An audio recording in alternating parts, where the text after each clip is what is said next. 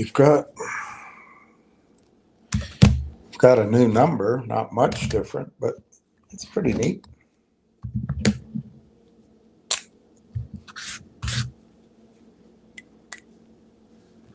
Pretty neat to have a new number.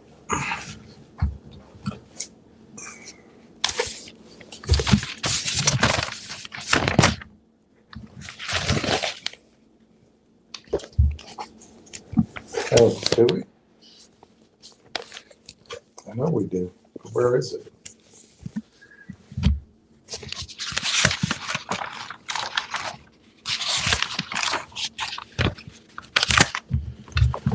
I'll have to look it up.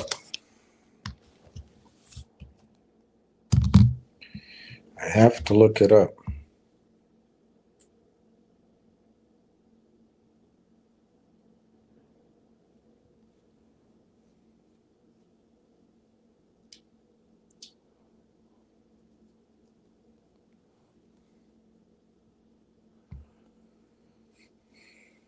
There it is.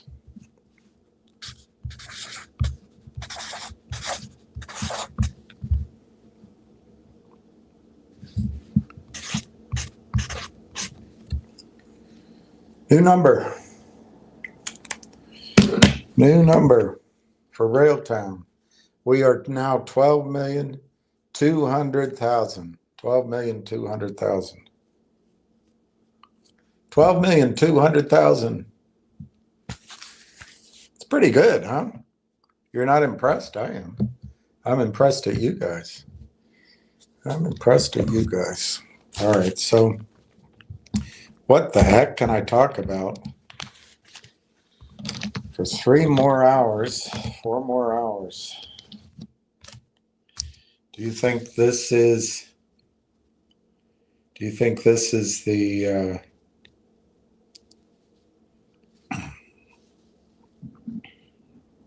last day that you can trade at 48 cents? Or do you think you're going to have all next week as well? I don't know. I do not know.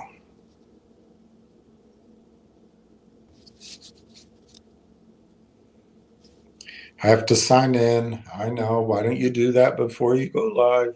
I don't know why I don't. I always forget. I know.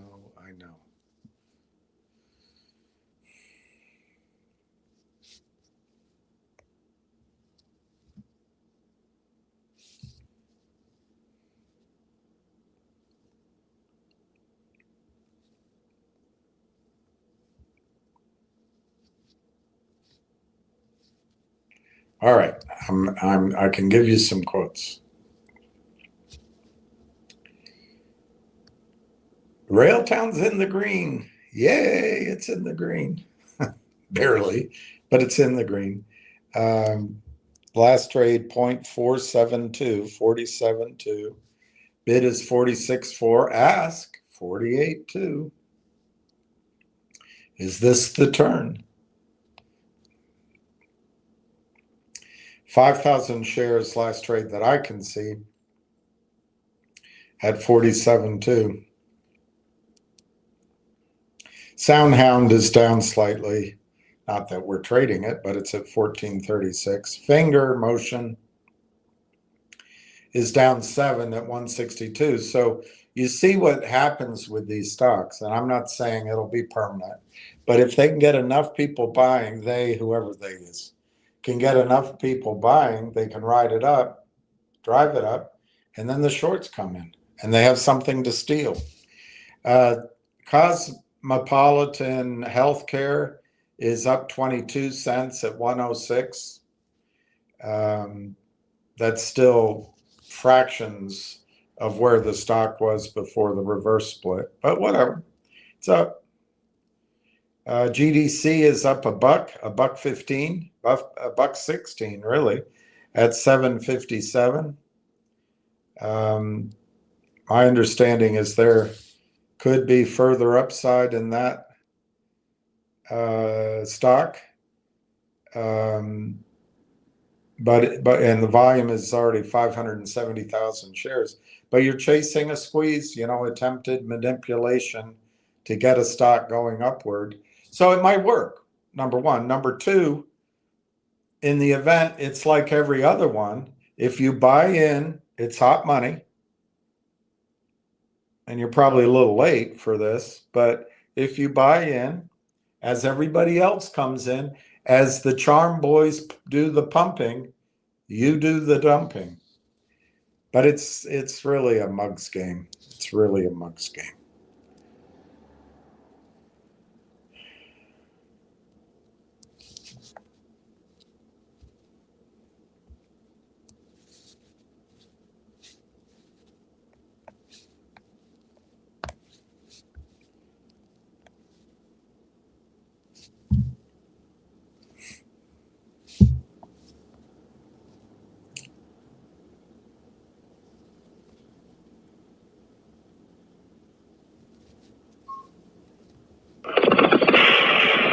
Northwest on McCarthy Boulevard come the thundering hoofbeats and Great Horse Platinum. With a crowd of just and a hearty hi-ho slobber, the Sockbuster rides again. In the 1960s, Ed Walker and Willard Scott were the dynamic duo of local radio. I was the first blind student they had at American University. And while I was there, I met Willard Scott, who was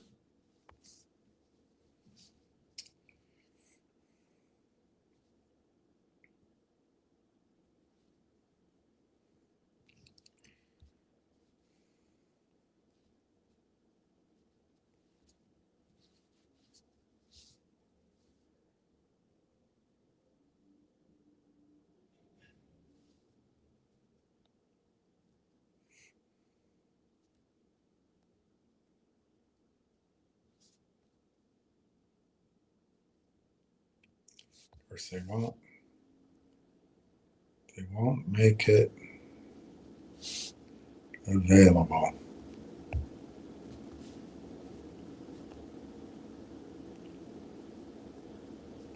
So maybe I go to videos. I don't know. I guess it's impossible. I guess it's just impossible. It's impossible to tell a baby not to cry. It's just impossible. All right, do you have a clip of this darn thing? Maybe they do right here.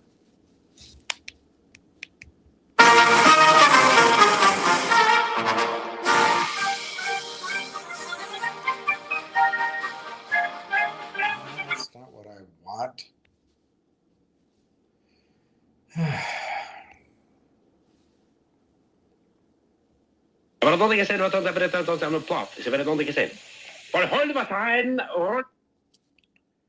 I can't find it. It would be so great if somebody just remembered it and put it up. The problem is anybody who remembers this doesn't know how to use technology.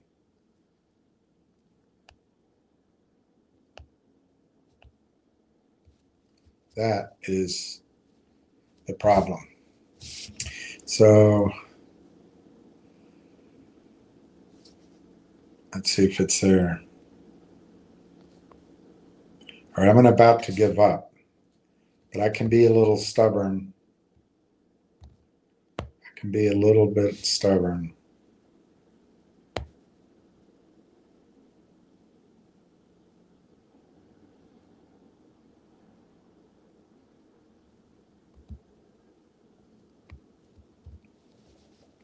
All right, let's see if this is it. Click the play button. We are the joy boys of radio. We chase electrons to and fro. We are the joy boys of radio. We chase electrons to and fro. That's it. We are the joy boys. We are the joy boys of radio. We chase electrons to and fro. We are the joy boys of radio. We chase electrons to and fro. So if you want to follow the Charm Boys, and chase squeeze plays to and fro, you'll be able to do it until your money runs out. It's like that Woody Allen movie.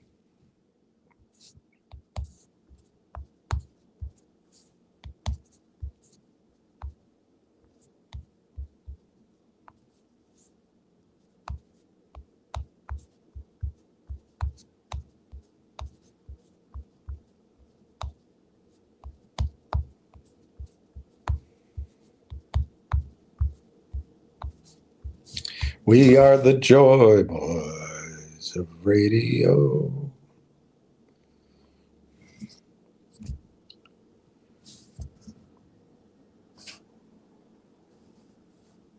This is another clip I won't be able to find quickly, so I'll save it for the next time.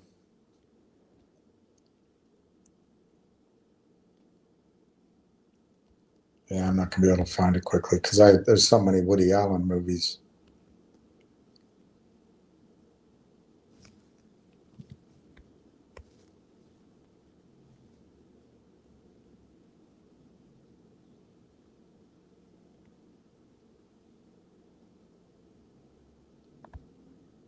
Yeah, I can't tell. All right, so let's get going. Hey, Darren Collins. Wow, what happened? Everything is, I must have set something up differently. I didn't mean to. Hey, Ken Nugent, good morning. Wow, I kind of like it. I didn't do it on purpose.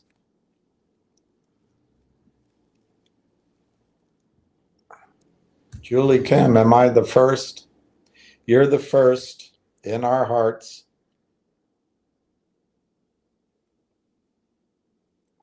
And I have noticed that you've built up, Julie, a very nice trade in Railtown. And by trade, I mean 18 months. 18 months. Because you might never have to trade it. It might get purchased by NVIDIA. We should do that. We should have a pool on who's going to buy Railtown in 24 months. And I would think the top contenders are their partners, Microsoft, NVIDIA, and AMD. But you'd also have to throw in there, I think, Constellation Software. So those would be 4. But who else could buy it?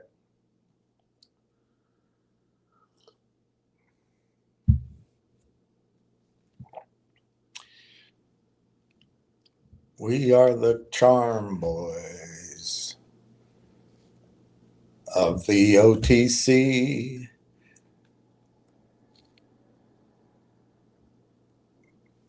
We guide people into losses. We guide people, we chase. We use others people's money to chase short squeezes. I don't know. I can't make that song work. Hey, Ken. Hey, Julie. More than 2.2. More like 212, 250. I hope so. Could be. I don't. There's a couple of times that if I'm unsure, I don't put it. So it might be lower. It could be 12 and a quarter, certainly. Got an order out there to get a nice round number. We had a guy in our office. I think I might have told you this story. But we had a guy, he's a big producer, older guy. I guess it doesn't matter. He's long gone. I liked him. His name was Marty Gray. But we used to sit. There was a bit of a bullpen, but then the offices were around.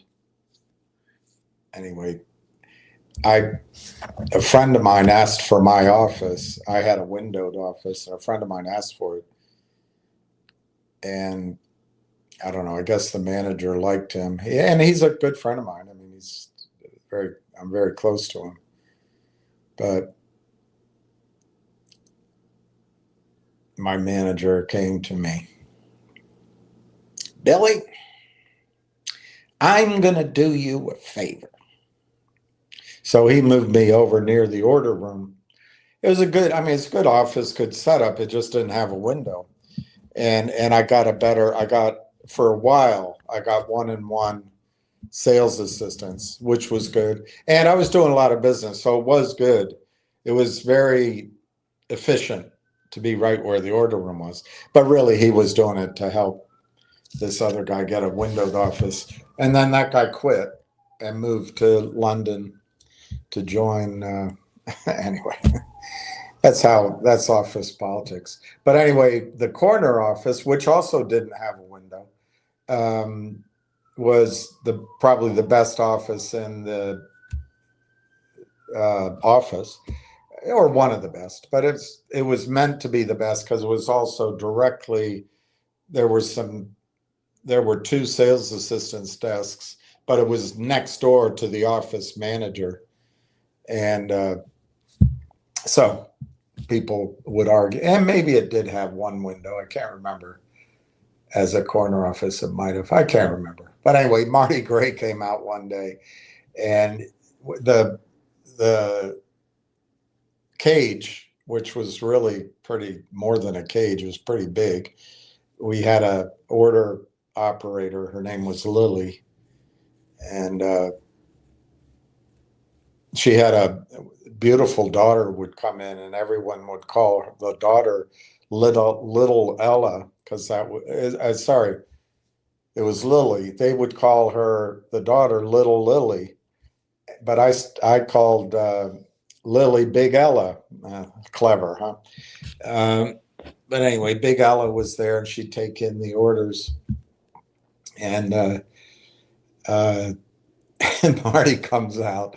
And of course, there's a lot of people. There's a lot of offices, a lot of people. He comes out middle of the day. Lily, market order. And top of his voice, market order, Lily, market order, 10,000 shares of IBM, 10,000 shares of IBM, market order. He didn't need to do that. He's just showing off. So the next day or so, when it was really when he did that, it was loud and a lot of activity. When it was really quiet and his doors open, I did the same thing. I took a ticket. That's back when you had to write your tickets. I said, Lily, market order, 100 shares of Bank of America, 100 shares, Lily, 100 shares. I don't know if anyone laughed, but Lily laughed. I could see her face. She burst out smiling. And anyway, I don't know why I remember that just now. So you have an order out there. I hope it goes off. Let's see where it's trading.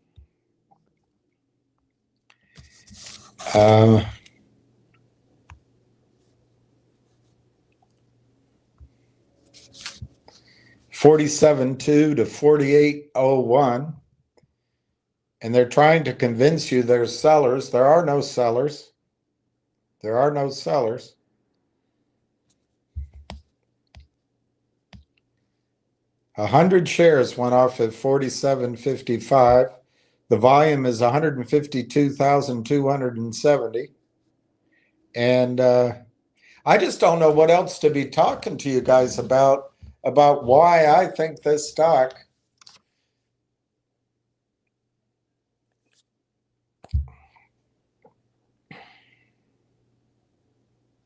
as I expand the time and the price, the variability of result increases.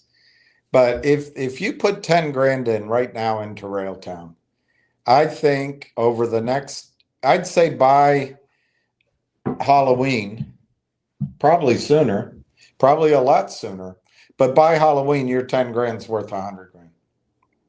It's pretty nice, isn't it? But wait, there's more. If you buy this Ginsu knife for the same price of one, you get two Ginsu knives. All right, hang on just a second.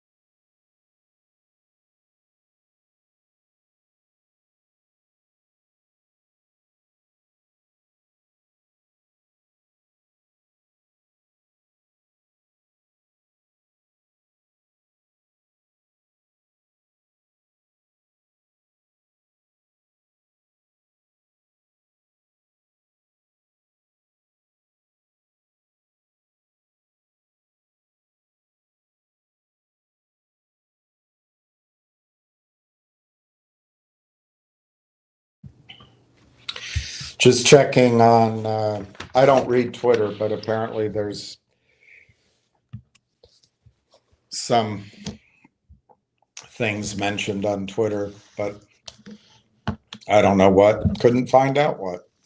So, and I don't think it matters. All right, Michael Haight bought another 165. That's great. I would guess that now that it's 1:30 on Friday, I'm going to guess that we're looking at next week and maybe even the week after that.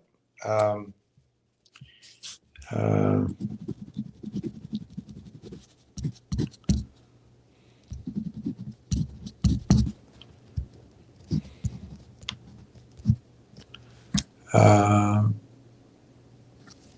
you got 25% out there. I saw a trade earlier, like 40,000 shares. I don't know if that was you, but the problem is my trading thing doesn't show that many, that many. I only see 3 trades now, 1,200 and 100. So, I mean, it's not very much volume right now. I don't, oh, maybe I could, are you saying I could see it on market depth? I didn't pay for market depth. So no, I don't see your trade. I don't see your trade. It's 47.2 to 47.76, which is slightly better than it was this morning, but I don't think the stock's up 2 pennies. Does that mean something? I see volume 21,000, but I thought it was higher volume earlier. Does 2 pennies in the green mean anything? I don't know.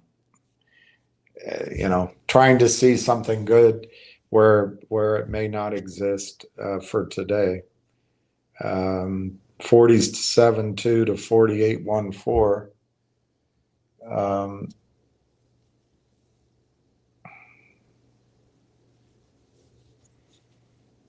47.2 to 47.92.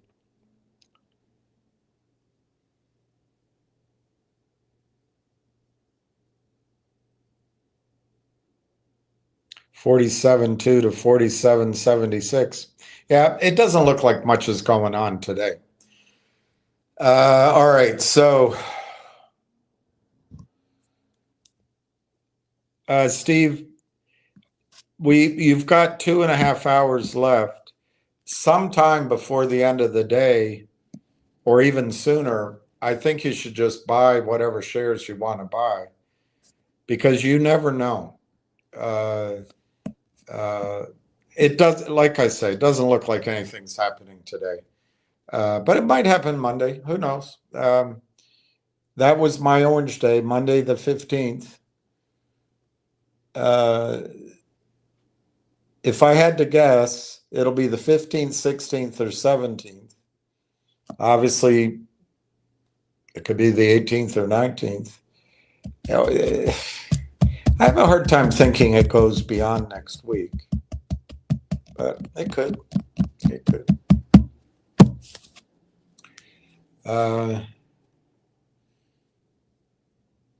Brandon Neely, I bought 50. Wow. Maybe I saw your trade. I saw a trade they might have broken it in parts. I saw one for 40,700 or 47,000, something like that. That's a good trade. That's a good trade, Brandon.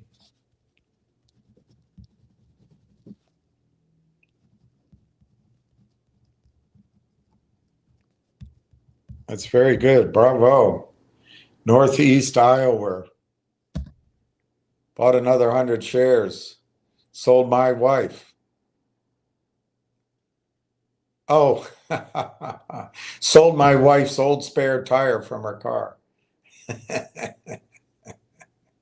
That's pretty cool. I wish I had things to sell. I do have things I could sell. I just don't know how to do it.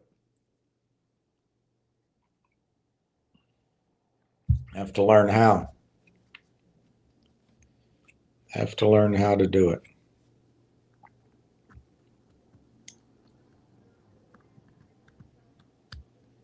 Now I show volume of 174,000. 20,000 shares just went off at 47.54.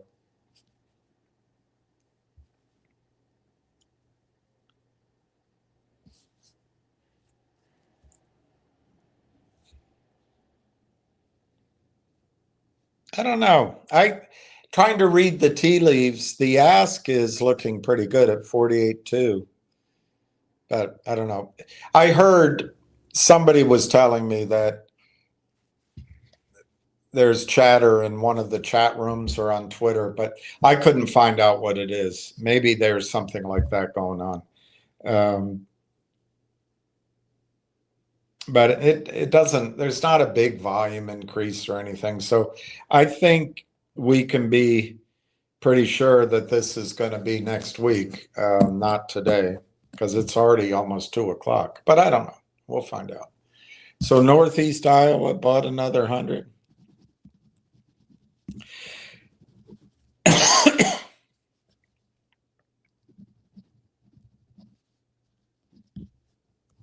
Good for you. Justin Babish bought 5,000. All right. You guys are keeping the British end up.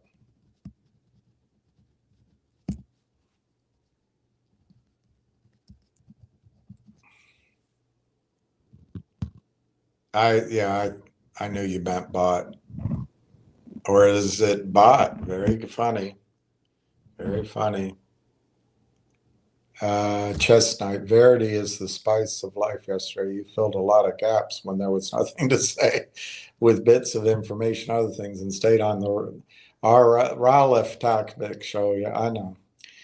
I'm starting to run out of things to repeat and repeat and repeat and repeat. But I'll do it today. I'll do it Monday. I'll do it Tuesday. I'll do it Wednesday. I'll do it Thursday. I'll do it Friday. I'll do it the next Monday until I do look forward to be able to talk about other topics, although I'm probably going to stay pretty focused on Railtown. As if Railtown does what I think it'll do, which is once the February 11th transaction is confirmed, I would expect that we, over time, I don't think it'll be right away, but I don't know. But pretty soon, either right away or soon, we'll be able to start thinking about, okay, what does that mean for revenues? What does that project for growth? How many shares does that mean? We'll get a lot of that data. And probably the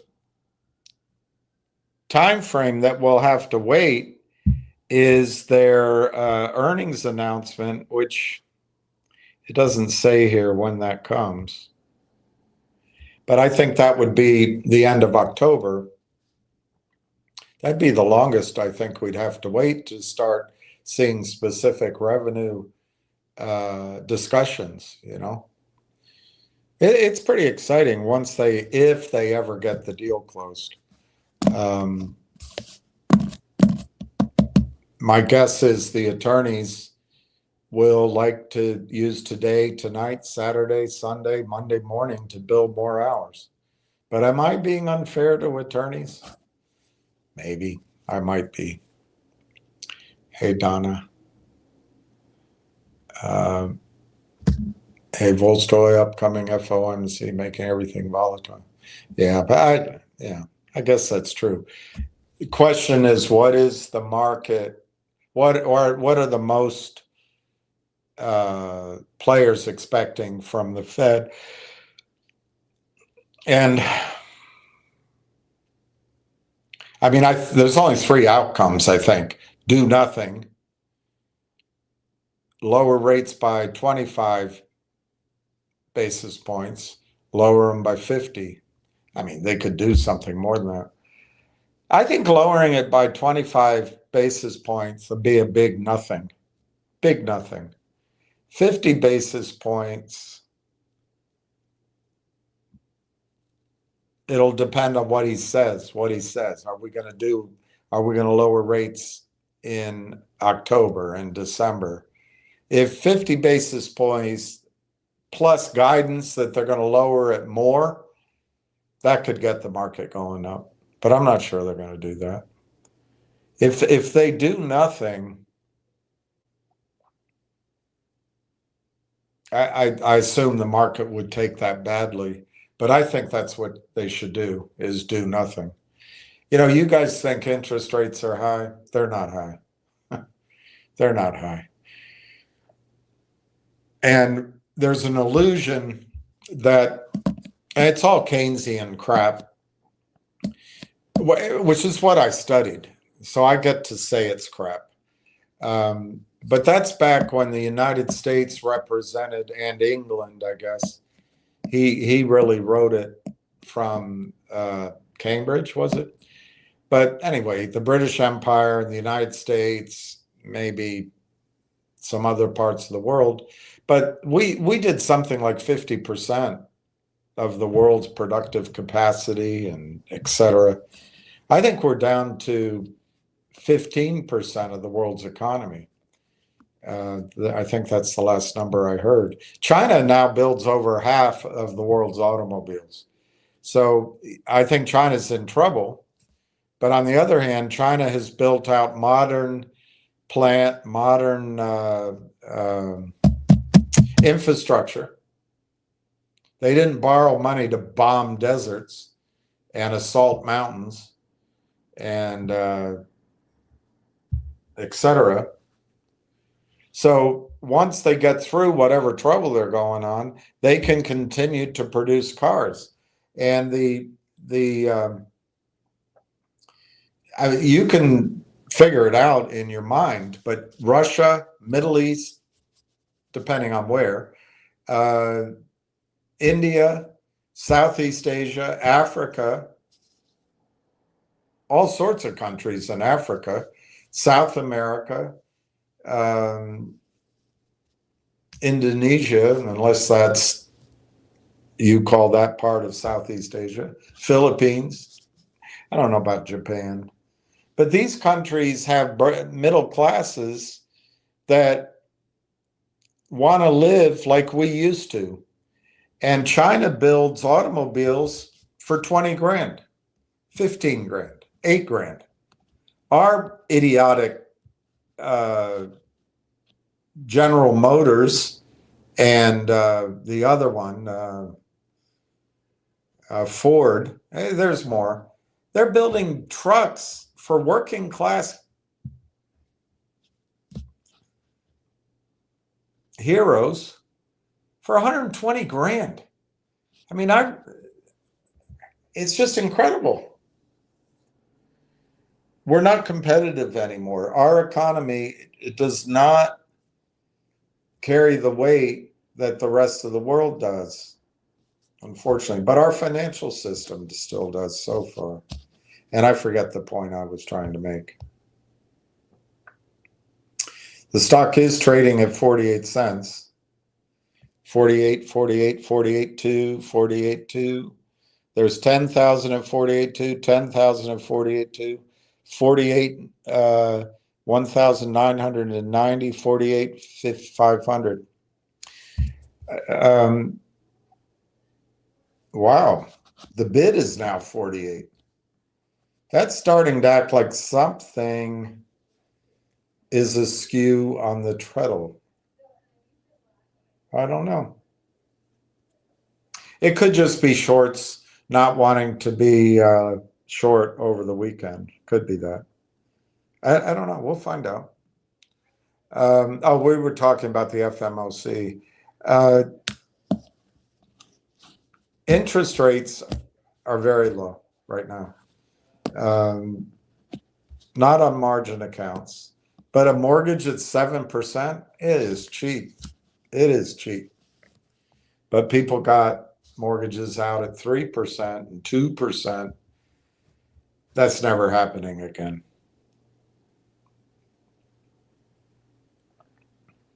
In 30-year fixed. Jimbo Whitefire. Congratulations, onward and upward. Well, I'm looking down because I'm wondering what you're congratulating me about, but the bid is now 48 cents. The ask is 49.7.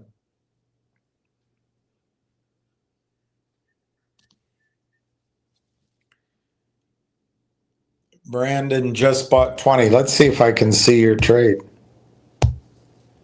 Yep, 20,000 at 47.54. Is that right? 20,000 at 47.54. Is that the right trade? I don't know. I see a trade for 20,000. I don't know if it's you.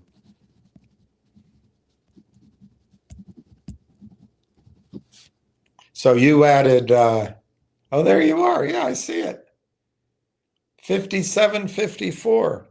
And then there's 10 grand that went off at 48.2. So I guess you added that.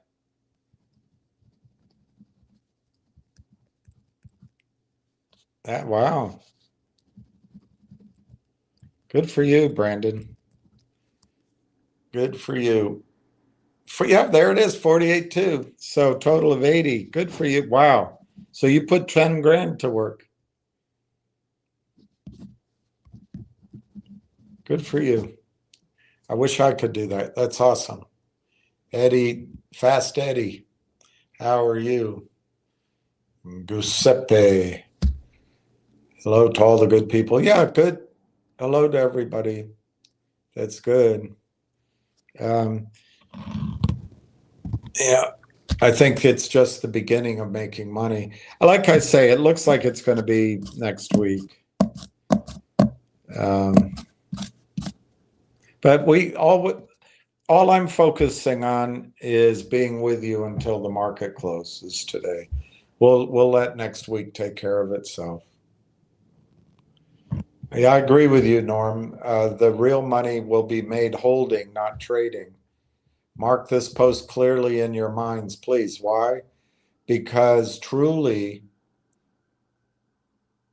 in my humble opinion, Railtown is the real deal. I agree with Norm Foss. I agree with that. Although I will admit, after doing these lives and listening to questions, there's times at night I stare at the ceiling and wonder whatever happened to the little redheaded girl.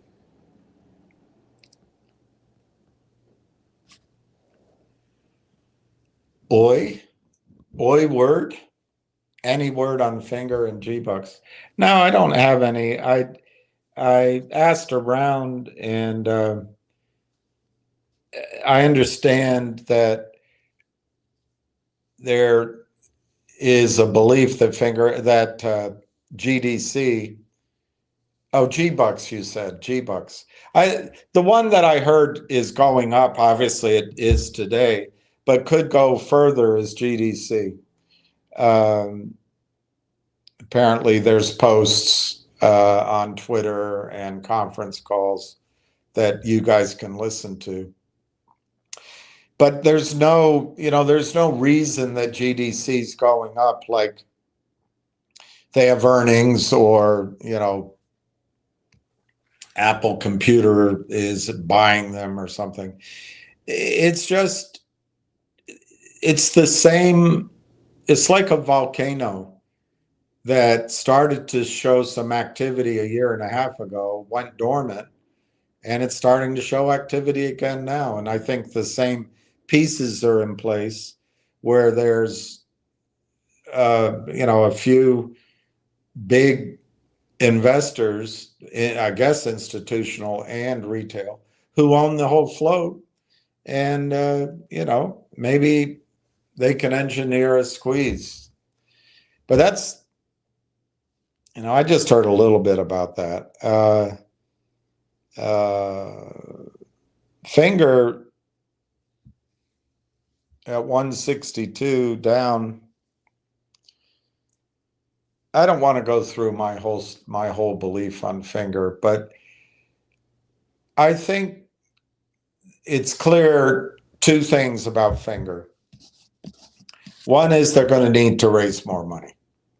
Two, they're not making any money. So what price do they raise that money?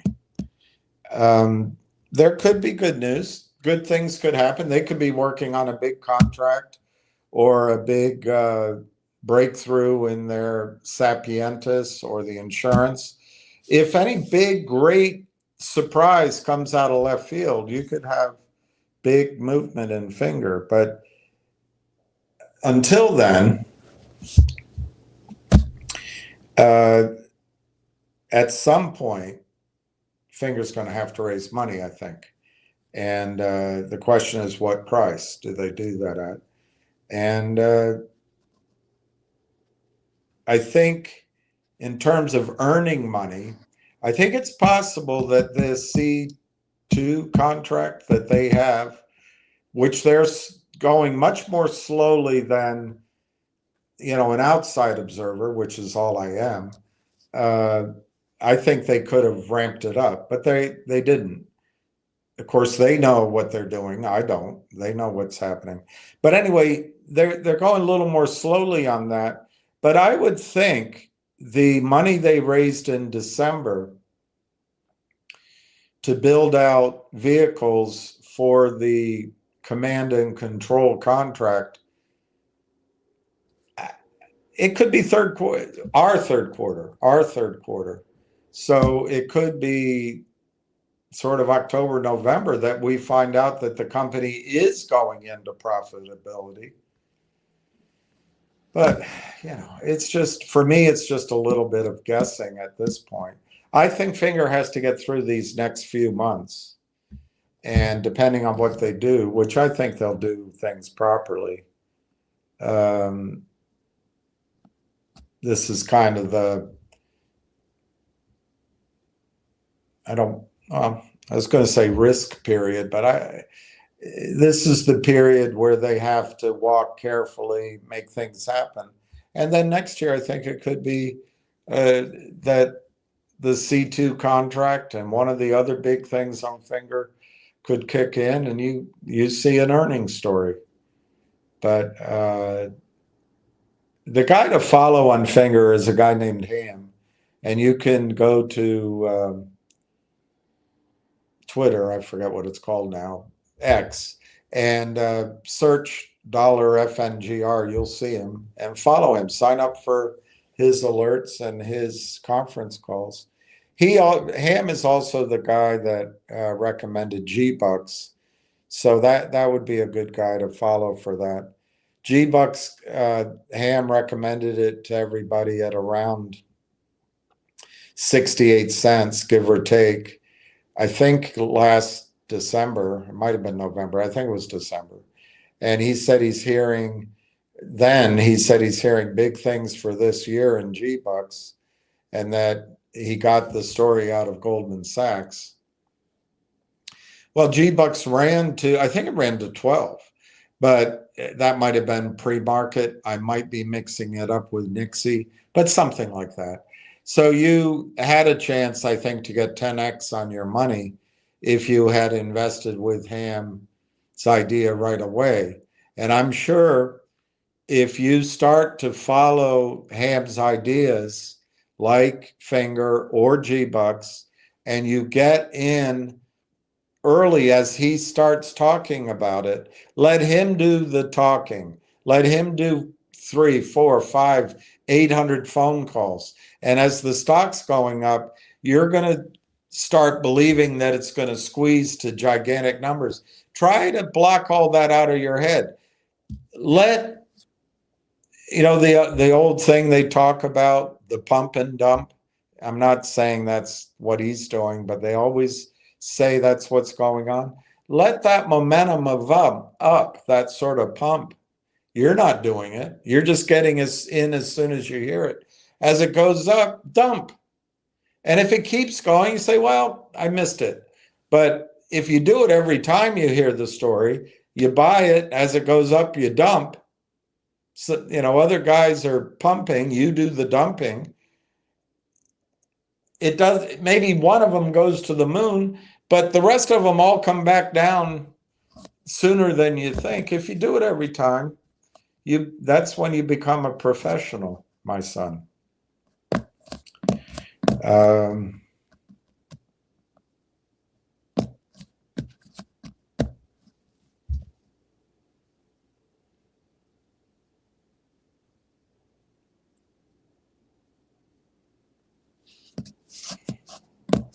so the bid's back down on Railtown. So that was, maybe it's 230,000 shares.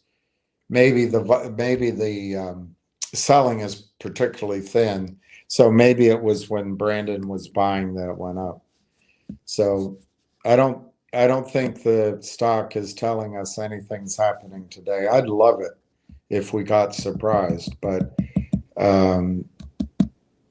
my feeling is it'll be next week or the following week, but I'm hoping next week.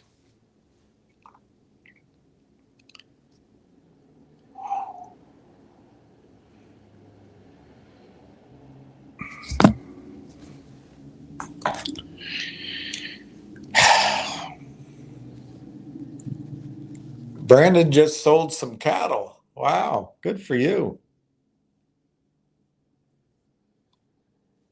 You're moving your money from an asset that consumes hay and electricity and water and shots, and you're moving it to something you don't have to keep adding money to. Good for you, Brandon. Solomon's treasure. Let me write that down. Good for you.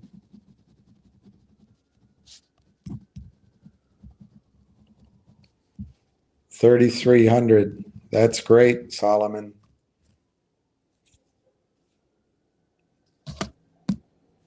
I don't know. I don't know what sign to give, but bravo. Good job. That's great, Solomon.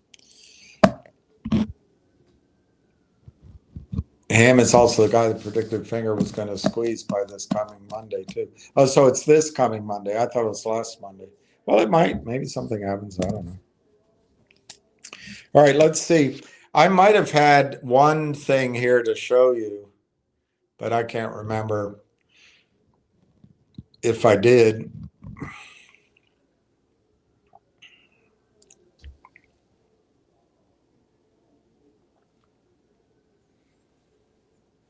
Oh, I guess it's two things.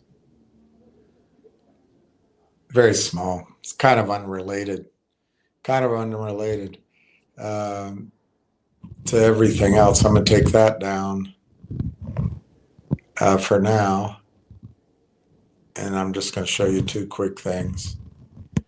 Ray Dalio is saying that American markets are headed for a heart attack, and gold may be the best medicine. He said this in Abu Dhabi. He argues we should own 10% to 15% of our assets in gold. Well, everybody's saying it. At the risk of looking very foolish, I'm a firm believer in gold and silver, all the metals, oil and gas. But at the risk of being wrong, everybody's talking about gold and silver right now. Everybody's talking about the market crashing. Without overdoing it, because sometimes the crowd is correct, maybe it's time to fade the consensus. Maybe there's a pullback in gold. Maybe there's a pullback in silver. Maybe the market rallies. I don't know. And maybe it goes back to Volstoy King. Maybe it all comes down to the Fed. I don't think so. I think it's going to be something like Trump meeting with Putin and saying we're going to destroy a whole class of nuclear weapons. The United States is going to move its troops out of Germany, and the United States is going to honor the original agreement to not move NATO closer to the Soviet Union. We're going to honor the Minsk Accord or whatever, something like that. And maybe Trump will tell Netanyahu, hey, we gave you a country, stay in it. I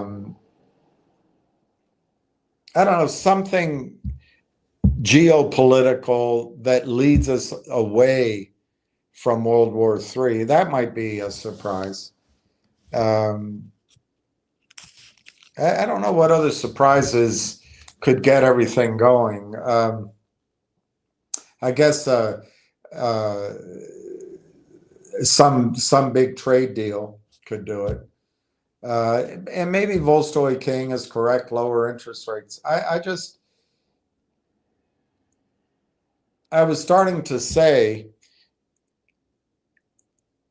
the Keynesian idea of lowering interest rates is that then business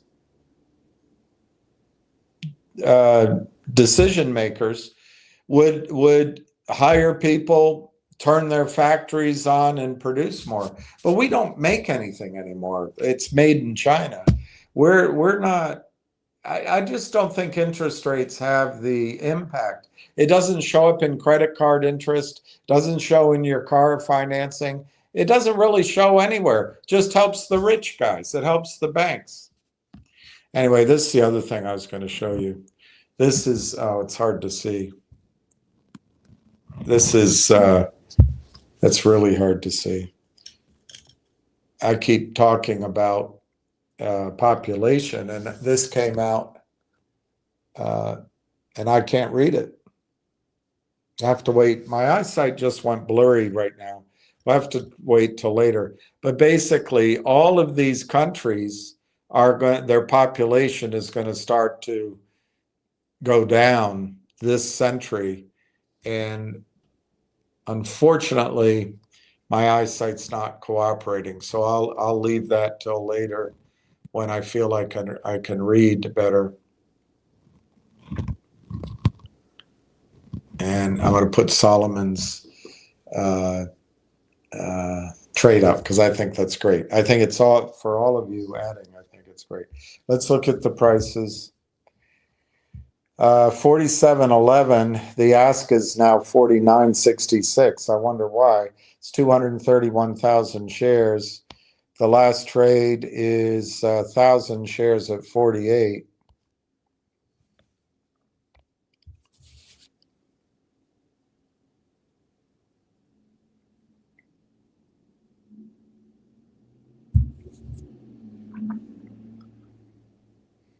Actually, now the ask is 49.66. Was that what I said? All right, let's. I was looking in my account, which is E-Trade Morgan Stanley. I was looking at what the margin rules are, and frankly, I couldn't find anything that described the margin percentages. In other words, not the interest rate. I found that, but I'm going to tell you what I assume about Morgan Stanley E-Trade. I'm not positive, though. I couldn't find it. But I think as soon as the stock is $2, it's marginable. I'm going to assume it's something like 75% maintenance. And then maybe at $3 or $4, it goes to 50%, and then at $5, maybe it goes to the house maintenance. It goes to maybe 30% there. I don't know. I was trying to find it. I'll have to call in. But what I was thinking about is, if you guys may wonder why Wall Street doesn't fix this problem. And if you imagine that, I mean, there's a lot of reasons, but just on this one reason, E-Trade is charging 13% for margin. 13%. It's just massive. It's massive. So they can borrow at the Fed window. I mean, it's huge. This is where they're making their money. So I don't know, pick a stock, let me see what's on my list other than your kiss is on my lips. Well, let's use Soundhound.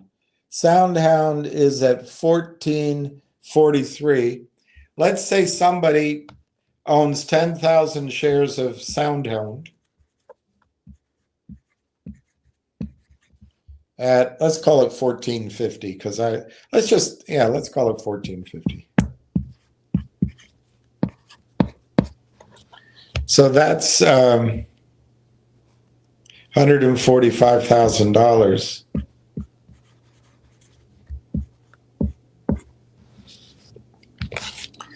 So if you're a broker and your client owns 10,000 Soundhound, in your account is $142,000, and now brokers are paid or get incentives for assets under management. So you have ignore the individual stockbroker, talk about the whole brokerage firm. They're getting fees and other benefits on 142,000 shares. Well, why did they let this happen? Well, in a normal world, this client number one, Mr. Client, can lend it out to Mrs. Client.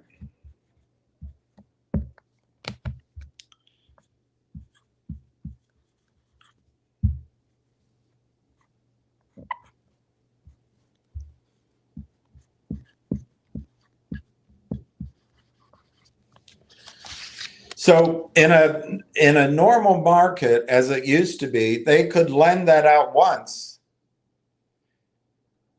And it changes and if it stays in the same account, Mr. Client's stock is still there, and Mrs. Client now has 145,000 of stock.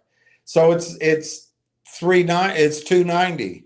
It's 290 in value. So if it's all in one firm, they're getting fees now instead of on 145 and all the other benefits, they're getting it on 290.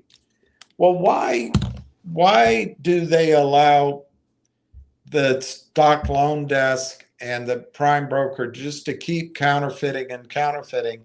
It's called hypothecation, so it confuses you, and then rehypothecation and rehypothecation and it's all these securities entitlements.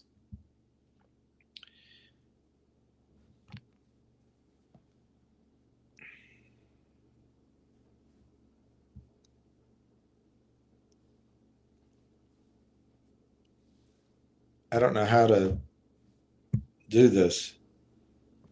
I don't know how to number it. Maybe I'll use stars.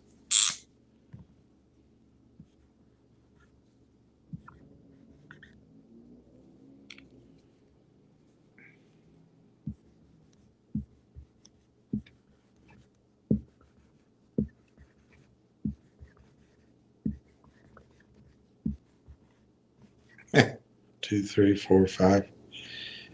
Well, if they do it,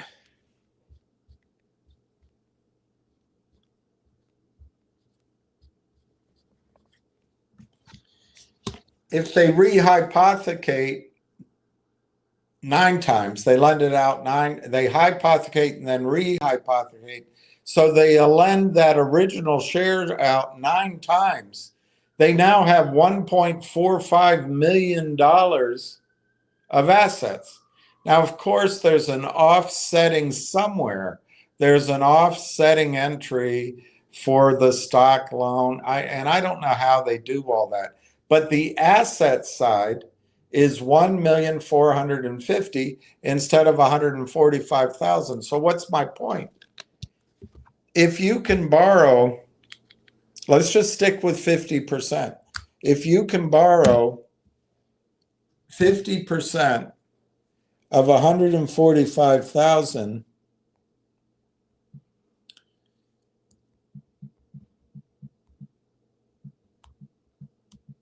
that's 72.5 at 13% interest. That's 9,000. I'm going to round it up. It would be $9,500 in interest. But if you could lend it out, hypothecate and rehypothecate, and just imaginary world, everybody on that gets stock on that mimeograph daisy chain, they all borrow half. They all open margin accounts and they all take 50% out.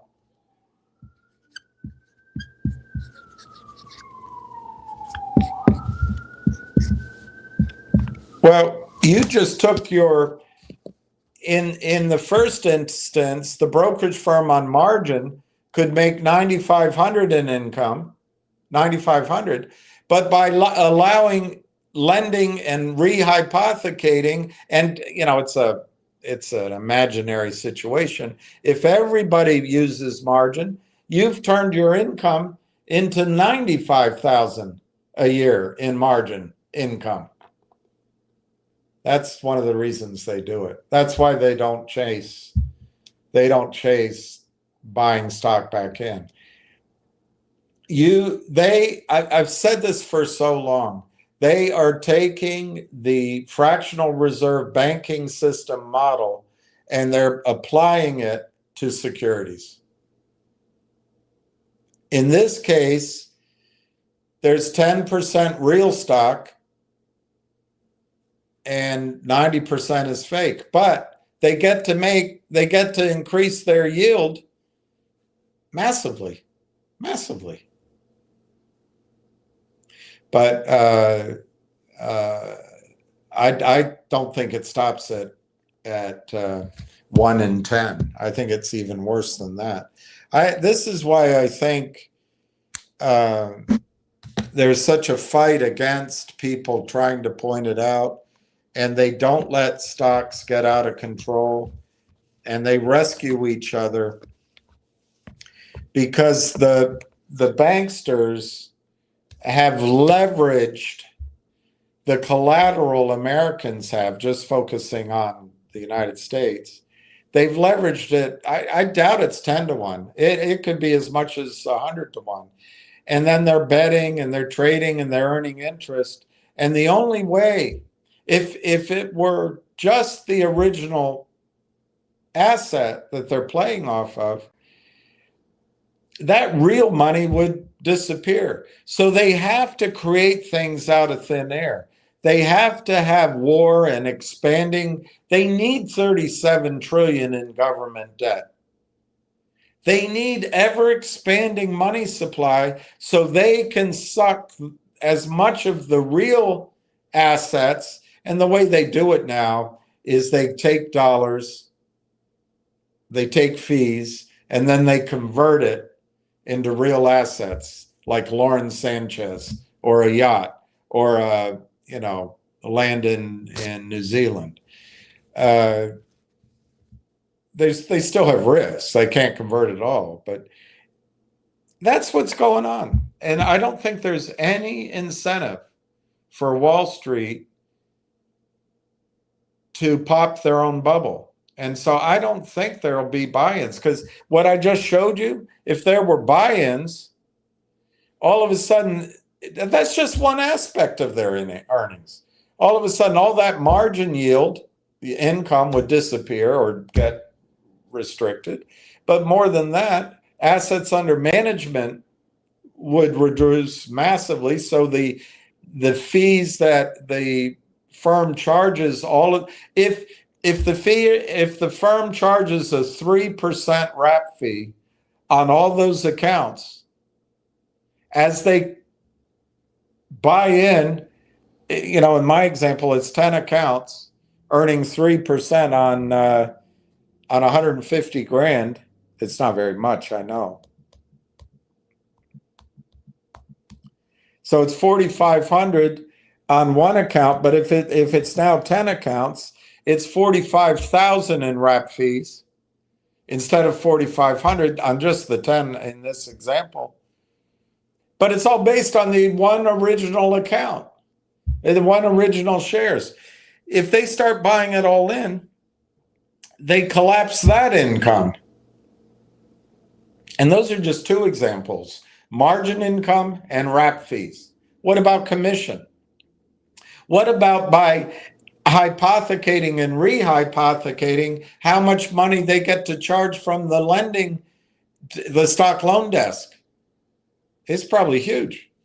And then by letting the prime broker letting their clients sell stock that doesn't exist, they get to charge a fee. They have cash balances, free credit balances, which are valuable. I know, because I used to have a lot of them, and I didn't really get paid on them, but my boss did, my office did, and I could tell how important it was to him. But they didn't at that time split trails with the brokers. But anyway, you have free cash balances, and they don't leave because that's collateral for the sales that didn't happen. And then you're charging those clients margin interest on the short side. So if you collapse it all, you lose that income and you lose the credit balances. I don't see Wall Street as having any incentive in hell to enforce the rules. I really don't. They pay lip service to it. But I think the rules are a way to suck us in. And then they purloin.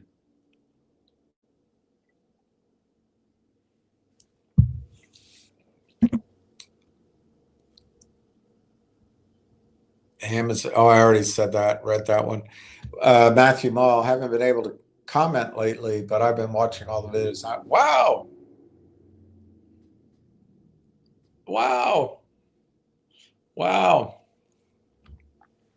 Matthew Mall.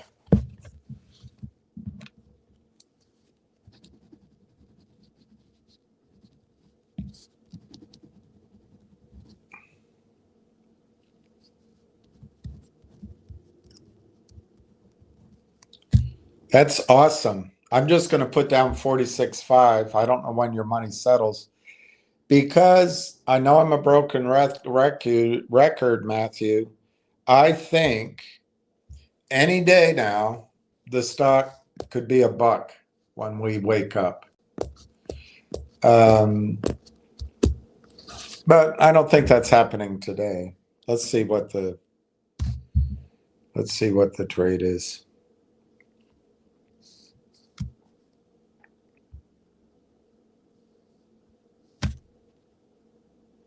Well, Railtown now is 47.11 by 49.52. Could it go to 50 cents today? Last trade 48 cents. 1,000 shares is all I see. The high on the day is 48.2. The ask is now 49999. Are you out of your mind? Now it's 4998. I guess you're great. Matthew Mall, thanks for everything. I've been working hard to get capital. That's awesome, Matthew. Matthew, that warms my heart, because that's exactly what you should be doing. The Billy Joe Shavers song,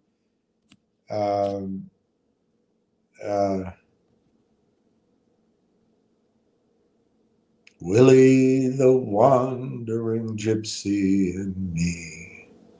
Was that it? It's been a mile full of... Let me look that one up. Willie the wandering gypsy and me.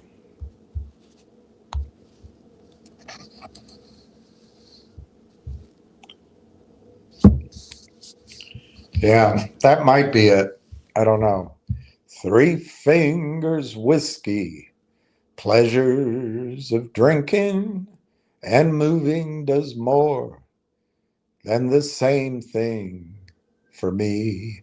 I guess the words are 3 fingers whiskey, pleasures the drinkers. I've always had it wrong in my head. And moving does more than the same thing for me. Willie, he tells me that doers and thinkers say moving is the closest thing to being free.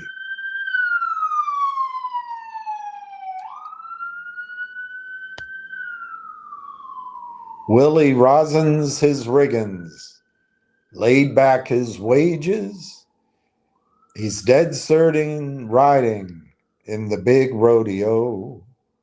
My woman's tight with an overdue baby, and Willie keeps yelling, "Hey, gypsy, let's go." I don't think this is the song that has what I want in it. So what would it be? Maybe it's old 5-and-dimers like me.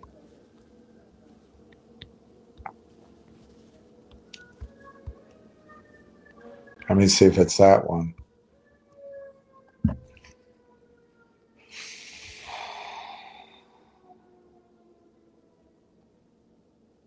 Nope, it's not that one, although it's a great song. So what one is it?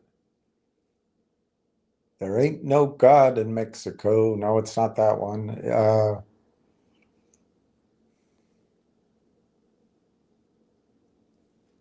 neon light nights. The seven nights.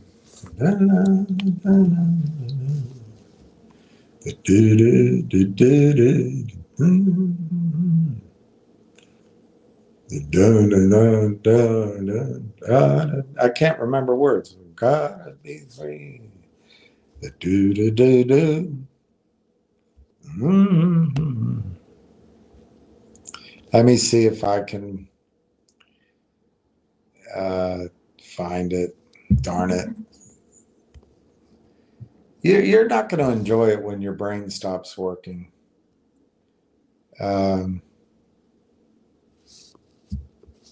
Waylon.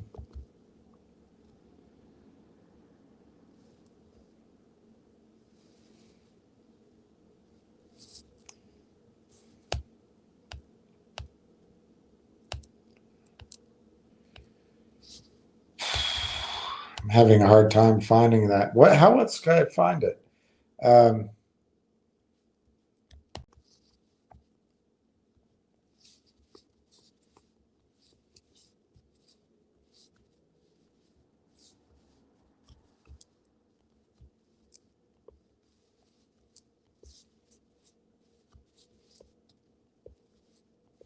See what it comes up with. Yeah, ride me down easy, Lord, ride me on down. Leave word in the dust where I lay. I got to look up the words. Say I'm easy to love.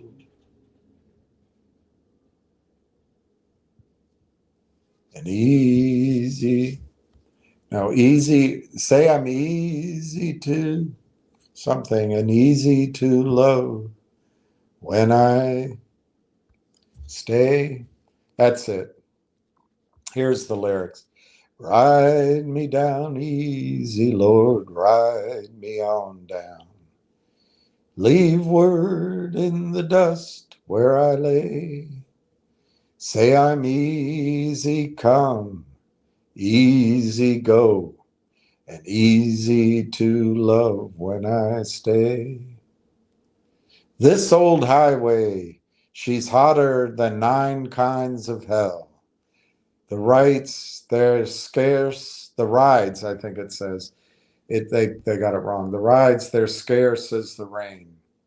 And here's the word I was looking for. When you're down to your last shuck with nothing to sell and too far away from the train. It's been a good month of Sundays and a guitar ago.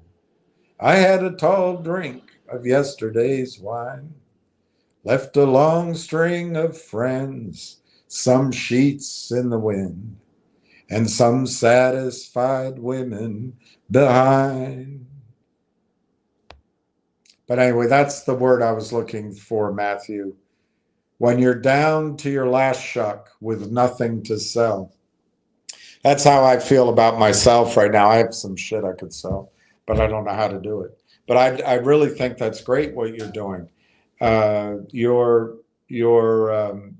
working and putting money into something that can multiply your efforts by 10x.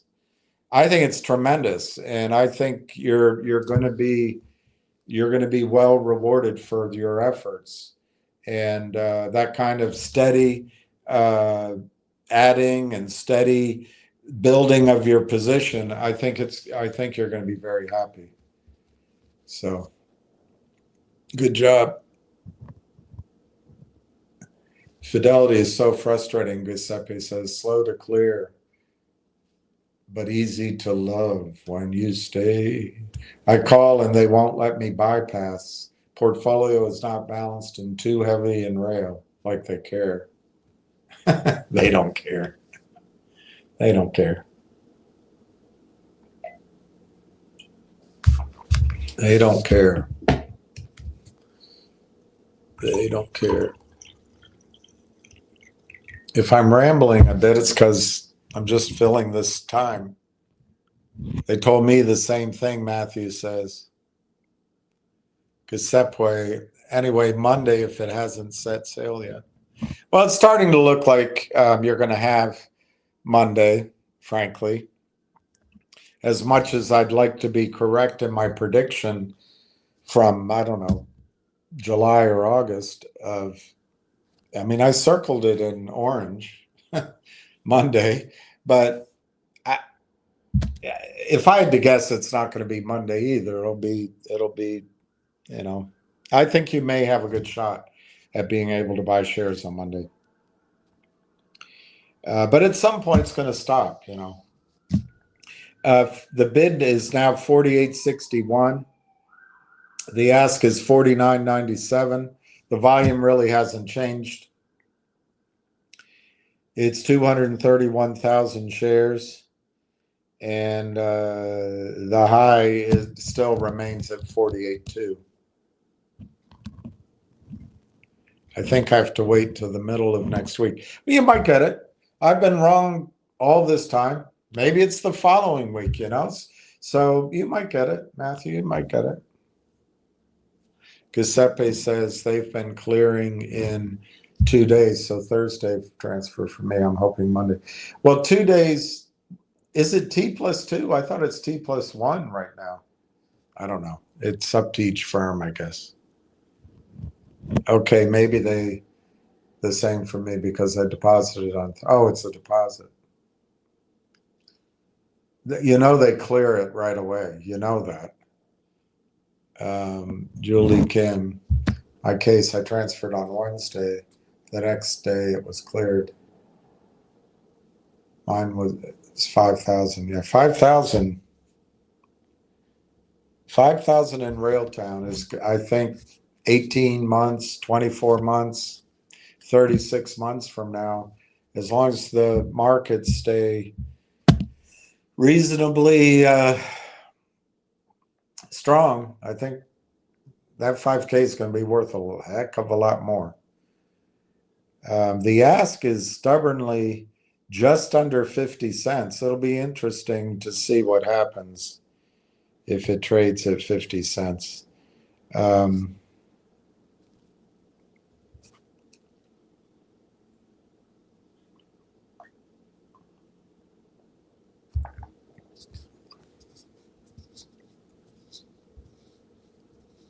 trying to think what else I can talk to you about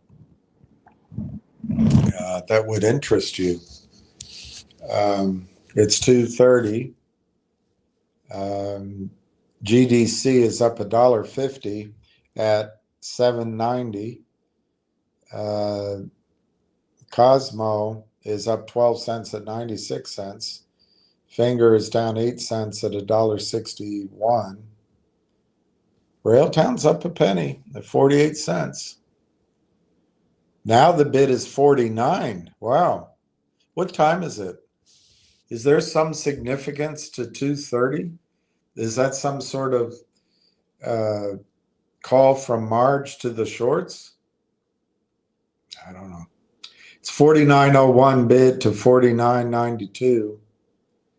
Now it's 49.01 to 49.99. 3,500 by 32.5. Now it's 40. You know, there's a couple of bids.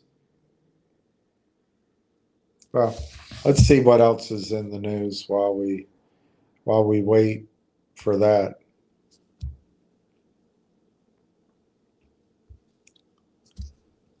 Probably going to wait till next week or the following week. The crypto market tops 4 trillion. Could you imagine where gold and silver would be if crypto didn't exist? Can you? I mean, the crypto market just topped 4 trillion. Here's what I'm going to Google. Size of gold market at, gold's almost 4,000 now. So right now the gold market above ground is between 12.5 and 18.9 trillion. So if 4 trillion on the margin went into the gold market, imagine where gold would be today. But it went into crypto. So what's the total size of the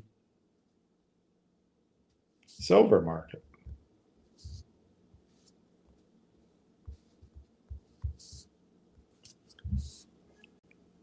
$20 billion. The silver market's 20 billion. And the crypto market has just come in at 4 trillion. Imagine if crypto weren't there.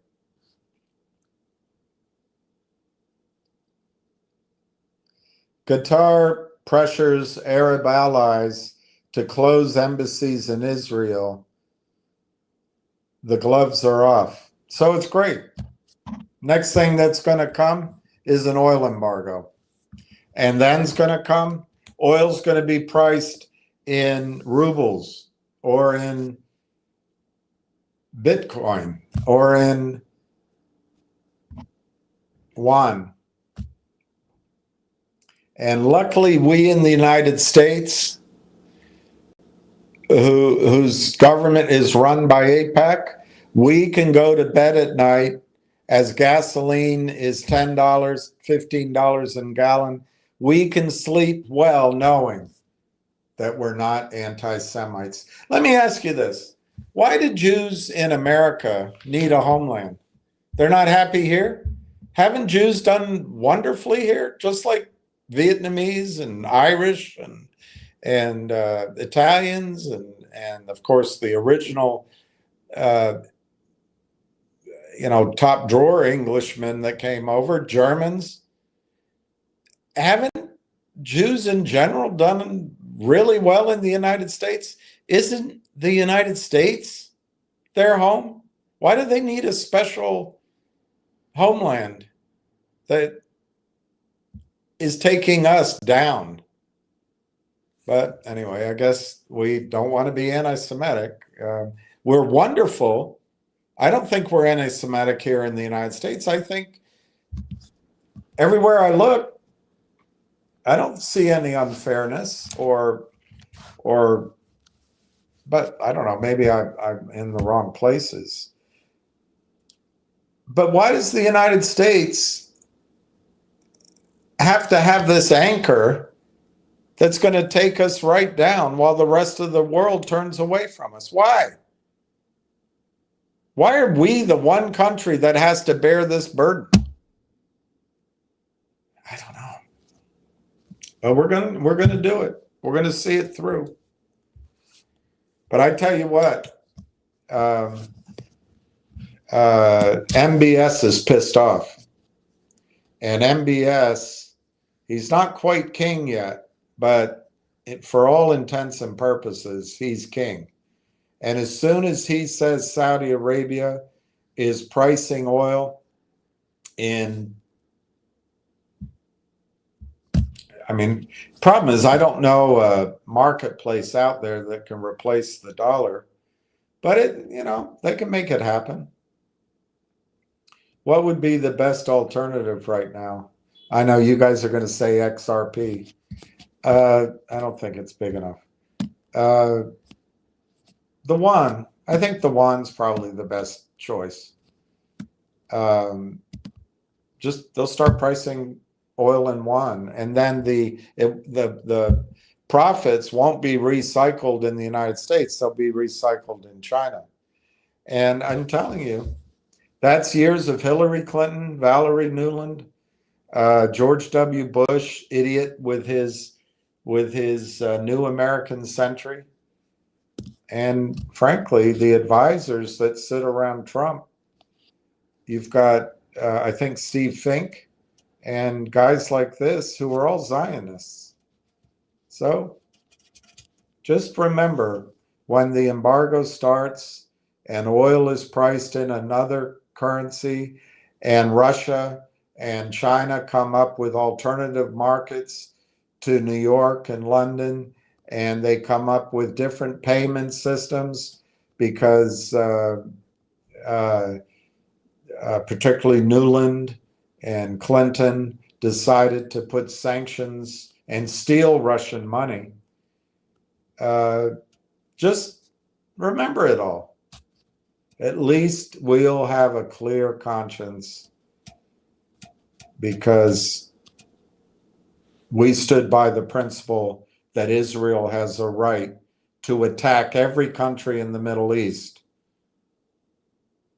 to protect itself. It has a right to exist by wiping out all the other countries and populations who do not have a right to exist. Guys, it's going to affect your lifestyle. I know you think it's just an easy thing. Oh, they all argue. It's going to come and affect your lifestyle. But anyway, let's get off that.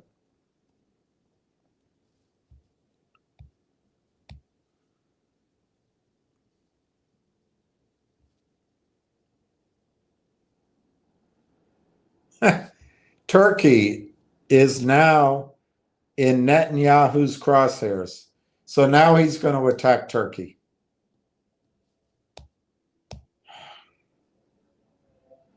All right, here's an article. Here's an article that might be good for our investment. It's written by the Marketeer.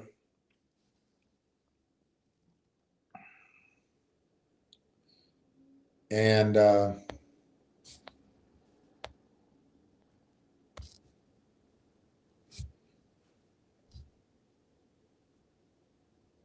headline is AI bubble hype. Credit says no. So credit says it's not a bubble in AI. AI euphoria.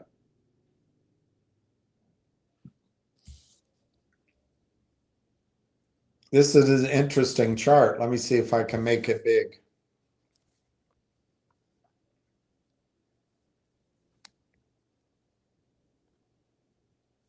It's hard to show it to you.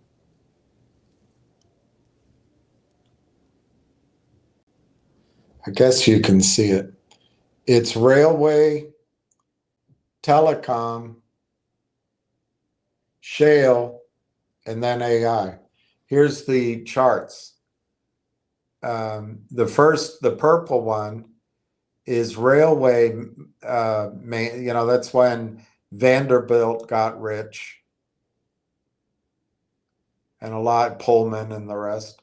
And then the telecoms, you remember that, the dot bombs. And then you see the shale revolution. By the way, Wall Street got rich in both of those. I don't know about railways. But now in the orange, you see AI euphoria. The AI bull is as strong as ever, but we're hitting the upper trend line that has been in place since the summer of 2023. The relative strength index is overbought. So we got to look out for this. It doesn't mean the trend won't, even in that big correction, you see that big correction right here? It rallied back. This down here is the relative strength index. It's not where the orange is supposed to be. It's just a different measure. It's a different technical measure. But this doesn't tell you it's not going to keep going up, but it's just something to be aware of. The downside skew in technology remains well bid. In other words, a lot of people out there are expecting technology to go down. The crowd is long and need of downside protection. That's why there's a bid in the skew. In other words, a lot of people, hedge funds, own technology and AI, and they're buying downside protection.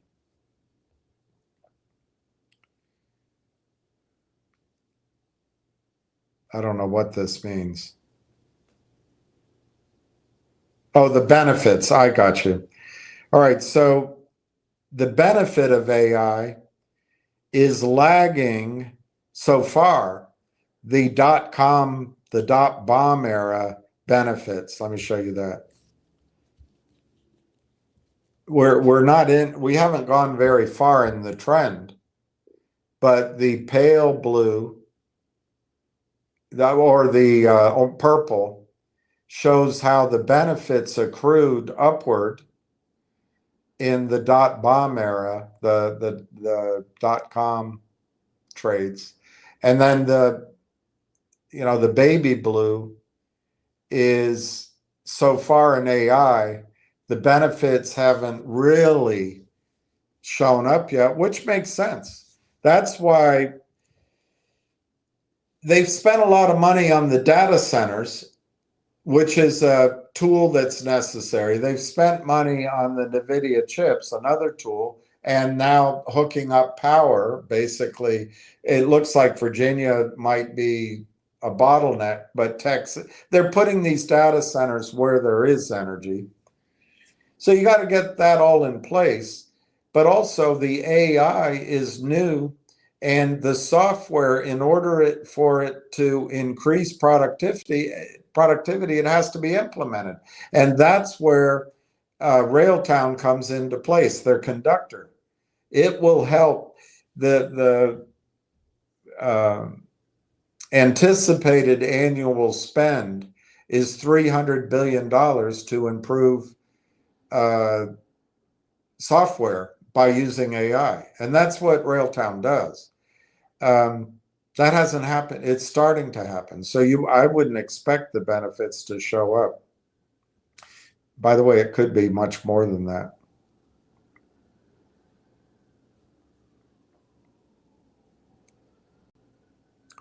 So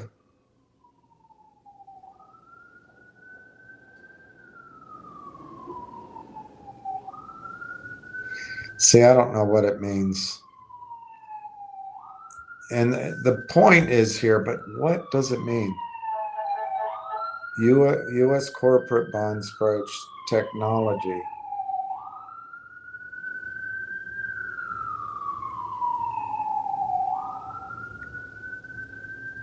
I think what this means, the corporate bond spreads for technology companies, I think that's what they're talking about, are very low. So the analysis by lenders is we're nowhere near a speculative peak in AI. It's a good credit risk. So it's interesting.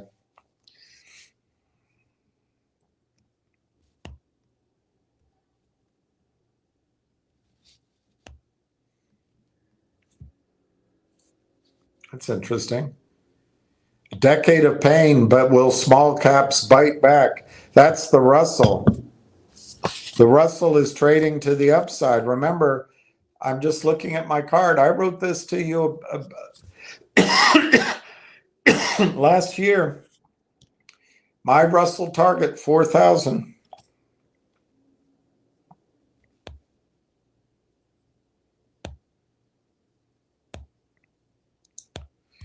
I'm not going to go through that. It's boring.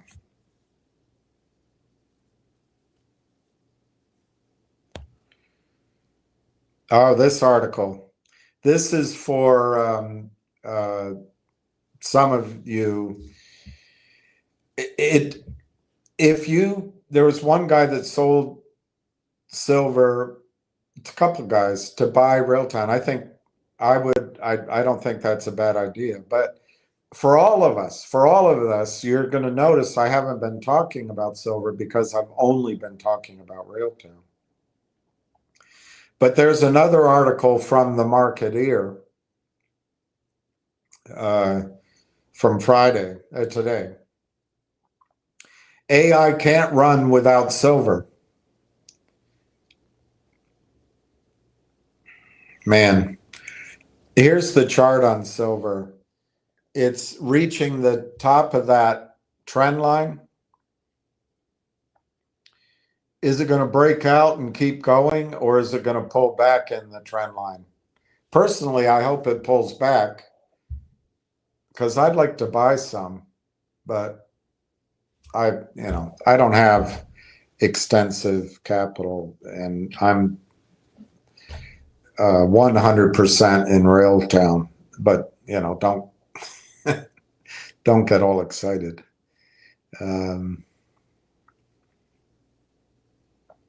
So the relative strength index on silver is showing overbought. That's interesting. That's kind of what I said at the beginning. Silver has also traded inside a steep short-term channel, and we're approaching the upper part of that channel. Momentum is very strong, but we are getting a bit dislocated, they say, from the 50-day. In other words, there could be a correction.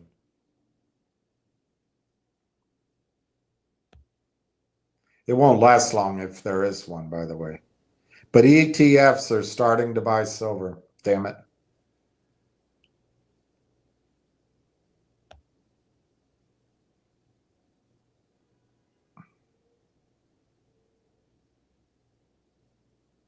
I didn't know there's AIQ. What's AIQ? Is AIQ an ETF? But here's AIQ. Let's see which one's which. AIQ is the blue,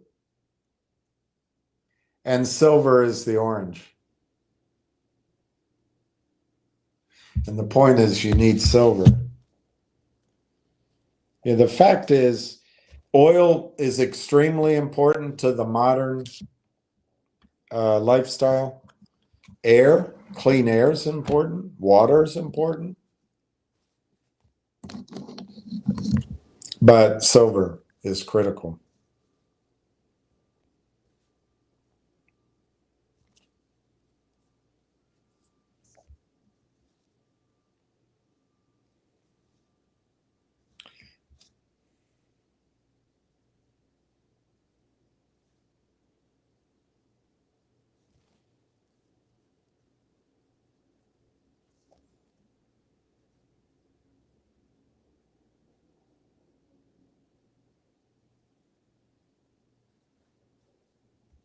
Wow.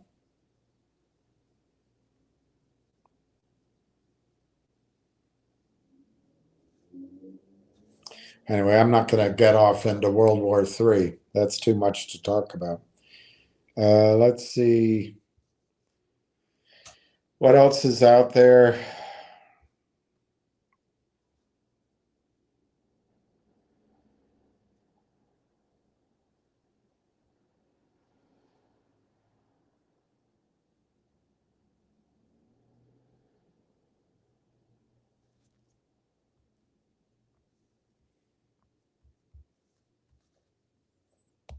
There's so much about this shooter, and it's a shame. I don't know what you thought of Charlie Kirk, but it's so young. That is just so young. He's in the prime of his life.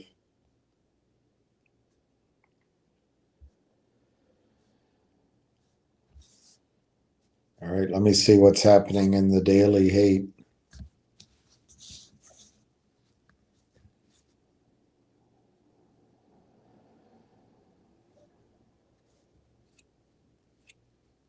Ooh. This is from the Daily Mail.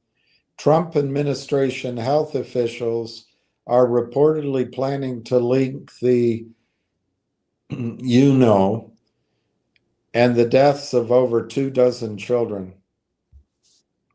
I'm not going to read more of that because, we do live in a country of free speech. It's, I think, our First Amendment, but YouTube, Facebook, the news, since they've become, well, anyway, let's just leave it there.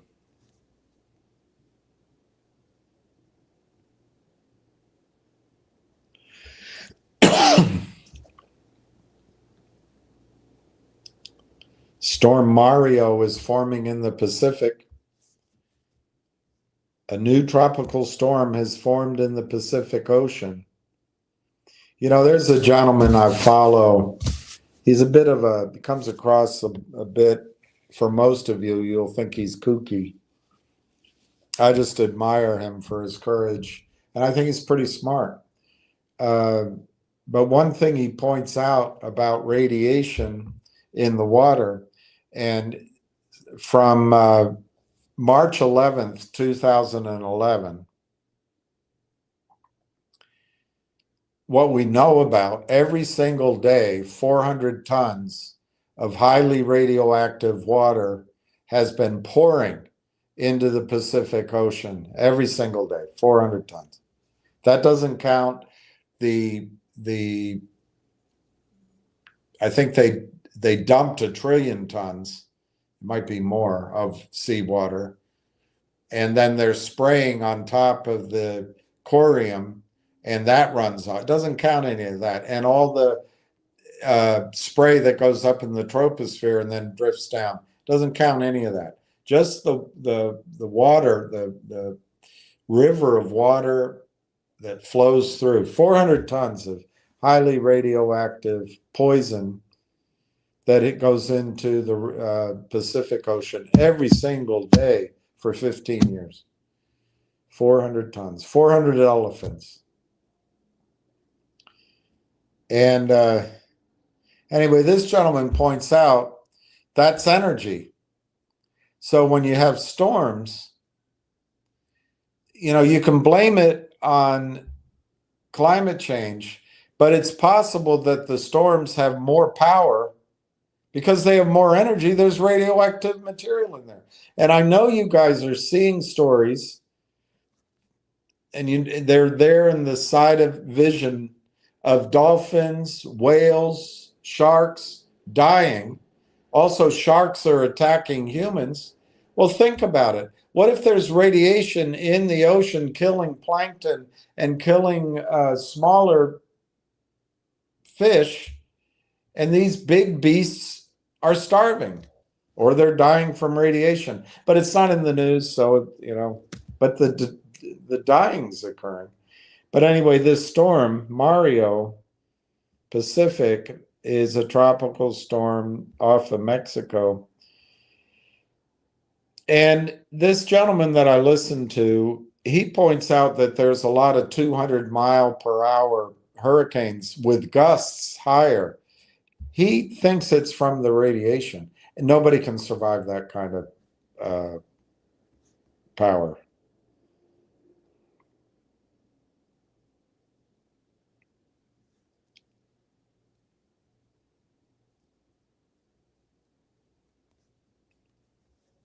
All right, I don't see any really exciting news here.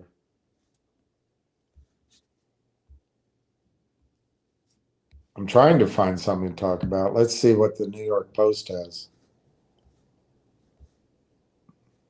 Another bastion of excellent pop culture coverage. Charlie Sheen's estranged daughter, Sammy.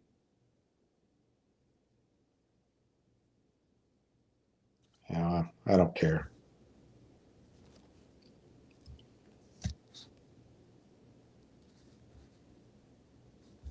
All right, let's go to prices. It's almost 3 o'clock. No, there's not a lot of news on, wow, Railtown, 50 cents bid.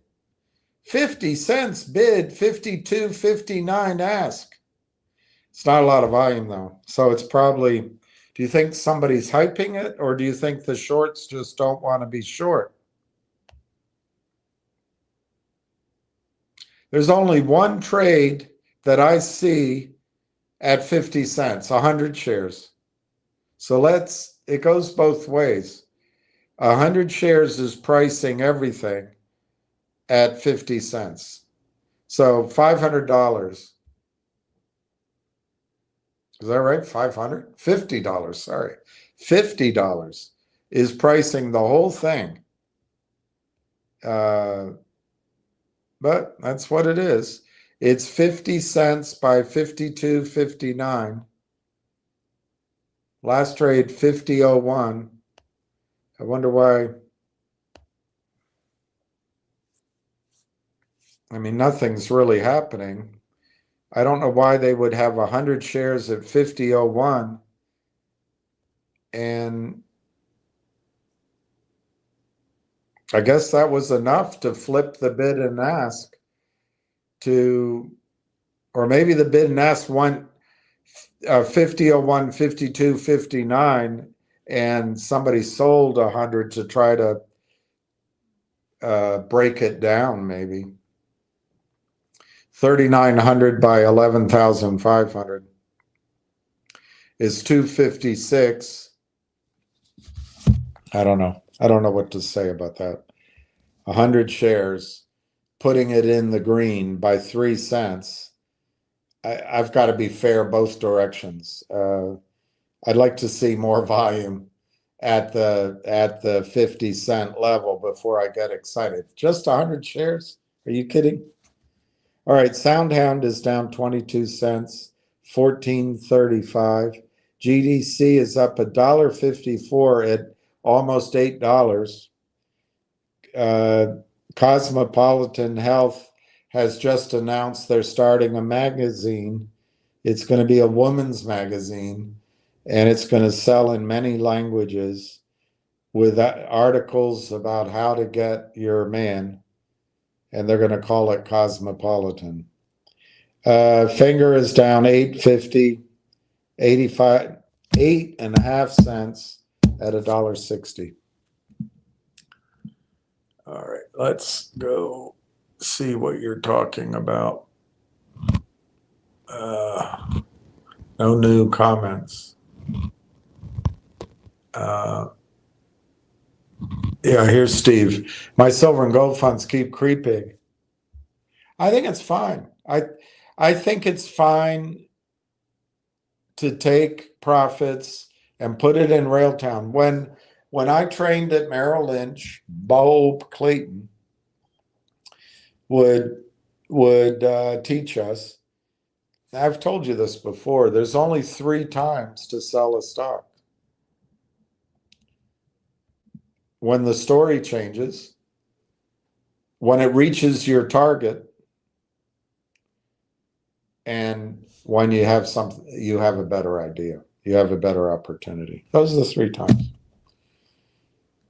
But that's being a, you know, it's not that the charts don't matter, they do. It's not that you don't sell in a short term if it meets your target. It's just, it's a different style of putting your money to work than day trading. I've never been a day trader. I don't want to be. I don't want to be. All right, so Railtown is now 279,000 shares, 51 bid. Wow. But that's what I don't get. The last trade was 50.01, and it's 100 shares. Why is, well, I guess they're raising the bid and the ask, but nobody's acting, I guess. 51 by 52, 59. 2,100 by 12,500. It's 3 o'clock. There doesn't seem to be, I don't get it. Why would there be a higher bid than the last trade? There we go. We got a trade. 51.8. How many shares? 1,500. Okay, 51.8. Okay, now it's trading. 1,500, 51.8, 2,100 at 51, 2,100 again at 51. Are they trying to, yeah, they're trying to destroy the bid at 51. It's now 49.7. 50,000 to buy at 49.7. The ask is 52.6. It's still 3 o'clock. Doom, doom, doom. 3 o'clock. 48.6 to 52.6. Wow. It's a big spread. That's a Senator Craig spread. 48.6 to 52.6. That's huge. It's a huge spread for recent trading. 286,000 shares. 3,900 just went off at 50.01. All right, so the volume's coming in. The volume's coming in.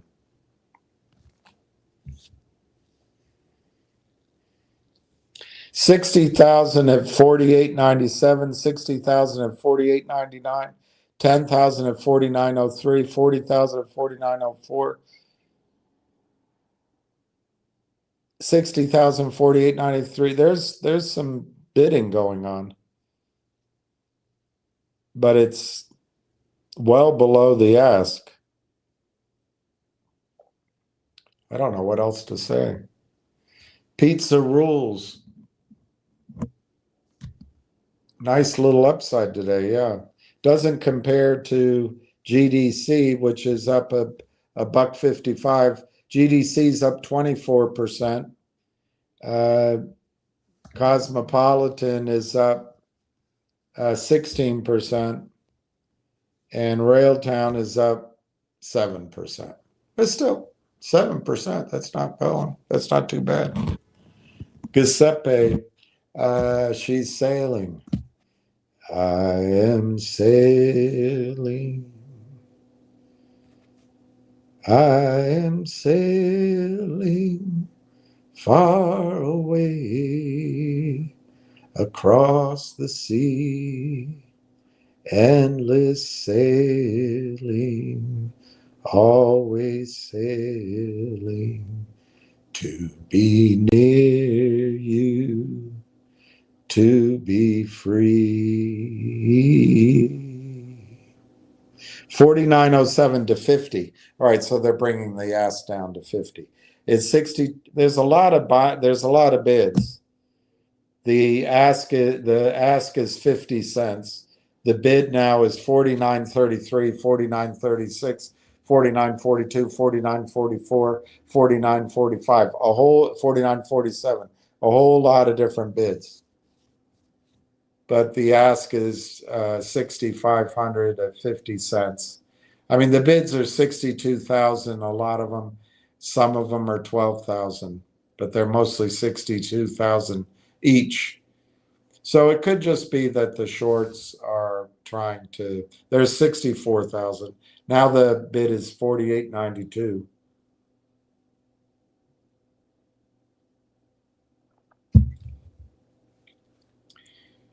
The stock is up 5.5% now at 49.35. The volume is 292,000. There's 2,500 traded at 49.87, and then 2,500 traded at 49.35. So to my eyes, the volume really hasn't picked up. There's a lot of posturing, but nothing's really happening. And now they're getting the bid down to 49.78. There was one at 48, and the ask's at 50. So we'll see. Maybe they get it back red by the end of the day. I don't know.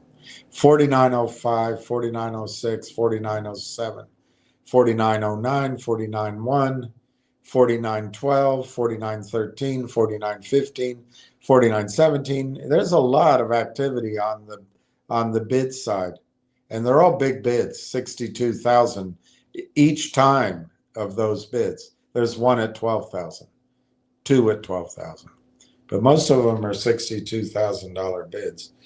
To have 62,000 share bids. The offer is 50 cents, 6,500. No one's grabbing it.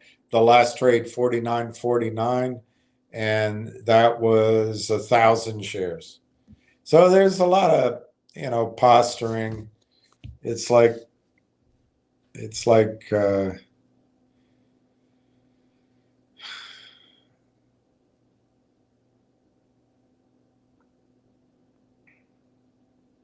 I don't know what to say.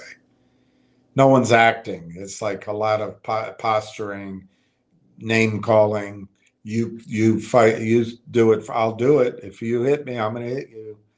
Nothing's happening. We need a breakthrough. And the question is, which direction? Will it be up or will it be down? Let's see how we got an hour on GDC. GDC's up $1.50 now at 7.91. So GDC's up 23%. Cosmopolitan is up 13%. And Railtown is up 8%. 49.04, 49.05, 49.08, 49.1, 49.16, 49.18. And there's a lot of bidding. The ask is 51.9 now. So they must have traded. Yep.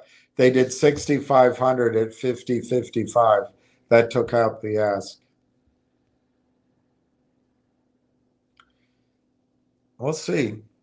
We'll see what happens. Let's see if anybody's giving me a topic to talk about.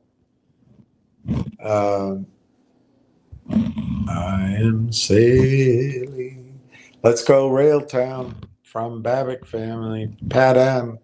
I sold off all my loser stocks. Bravo, bravo, bravo, bravo to buy Railtown. Took a bath. Bravo, bravo, bravo. Be like Volstoy King. Don't look back. Now I'm going to sell 10% of my non-dividend players to buy more next week. Well, the risk we're running, and of course, Pat, I've been saying this since June, July. I didn't really say it so much in August because my theory was in August, there's too many people on vacation. In Canada. That might be. The reason might be wrong, but I just didn't think anything would happen in August. But at one of these days, Pat, the attorneys are going to finish their work, and they are going to get off their spotted behinds to help the struggling young artists like myself. That's from Monty Python's Architect sketch. Are you proposing to slaughter our tenants? Thank you. Thank you. The bid now is 50 cents, 12.5 by 11,000, ask 51.9. The volume is now over 300, 302.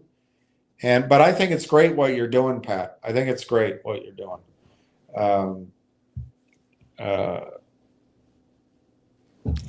God, I wish I had something to do, but I guess I'm doing what I can do.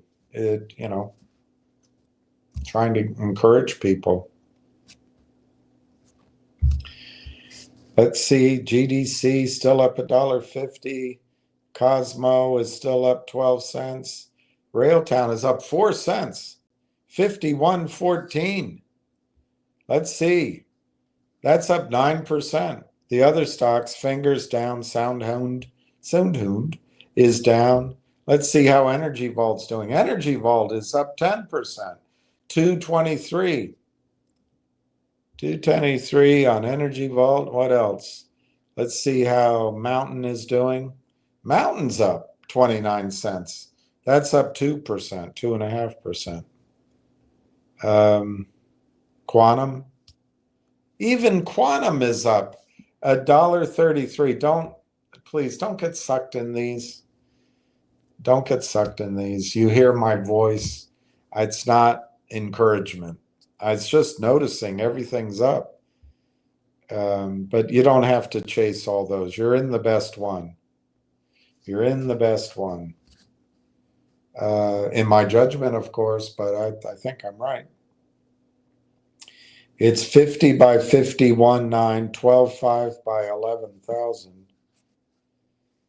All right, let me see if there's anything to talk about other than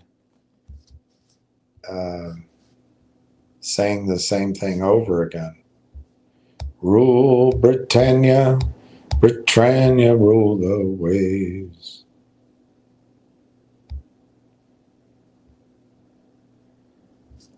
All right, how about my friend Egon?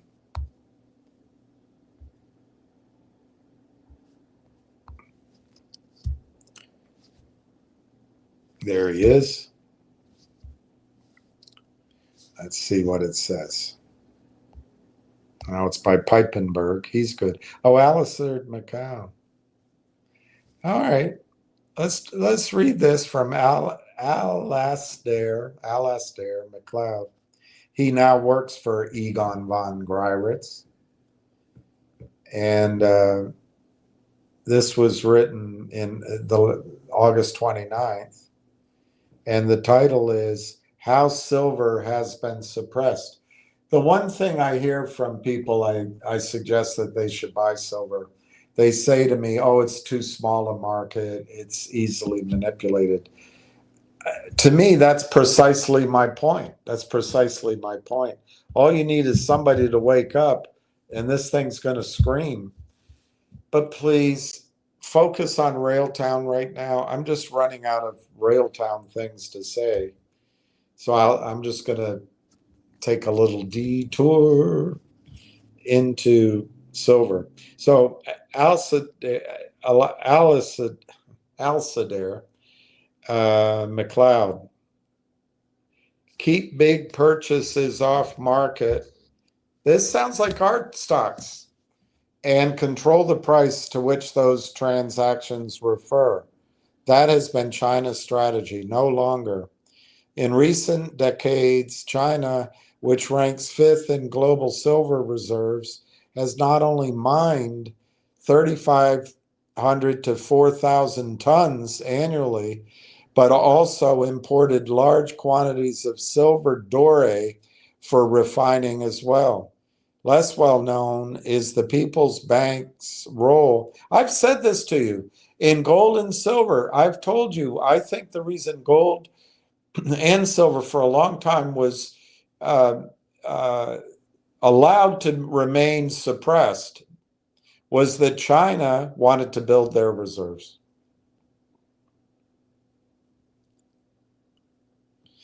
Less well known is the People's Bank of China's role in managing silver reserves, which many people in China still regard as a monetary metal, silver.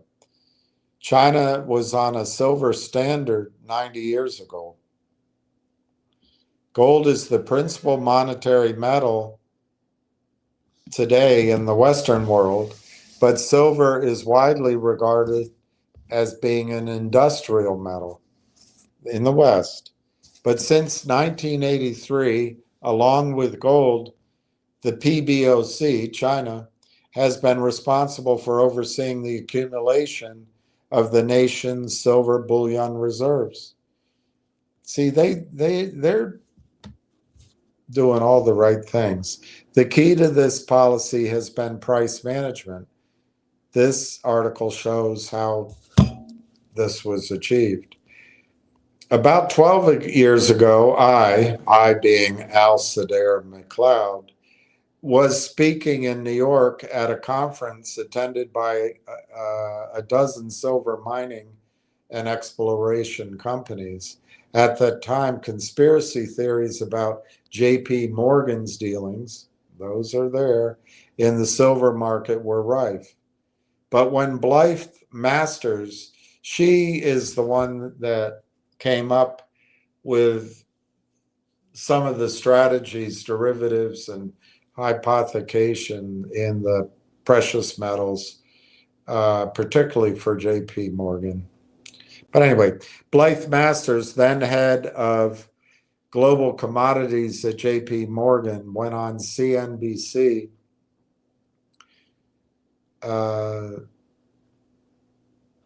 She made J.P. Morgan's position clear, quote, speculation is rife, particularly in the blogosphere, about this topic, and I think the challenge is that speculation represents a misunderstood. The challenge is that speculation represents a misunderstanding as the nature of our business. This is J.P. Morgan's silver business. As I mentioned earlier, this is Blythe Masters. Our business is a client-driven business where we execute on behalf of clients to achieve their financial and risk management objectives. I see where this is going. Their client must be PBOC. That's where this is going. The challenge is that commentators don't see all of the activity simultaneously. So just to give a simple example, we store a significant amount of commodities, for example, silver, on behalf of our customers. We operate vaults in New York City, Singapore, and London. And often when customers have that metal stored in our facilities, they hedge it on a forward basis through J.P. Morgan, who in turn hedges itself in the commodity markets. If you only see the hedges and our activity in the futures market, but you're unaware of the underlying client position, then hedging it would suggest inaccurately that we're running a large directional position. In fact, that's not the case at all. We have offsetting positions. We have no stake in whether prices rise or decline. Rather, we are running a flat or relatively neutral position, unquote. Now we're back to Al-Sadair. Silver bulls rushed to condemn her, calling her a liar, liar, pants on fire, and worse. But I was convinced that a senior executive, her undoubted ability, there are people who doubt her ability, but not Al-Sadair, and in her position would be telling the truth. I think that's probably true.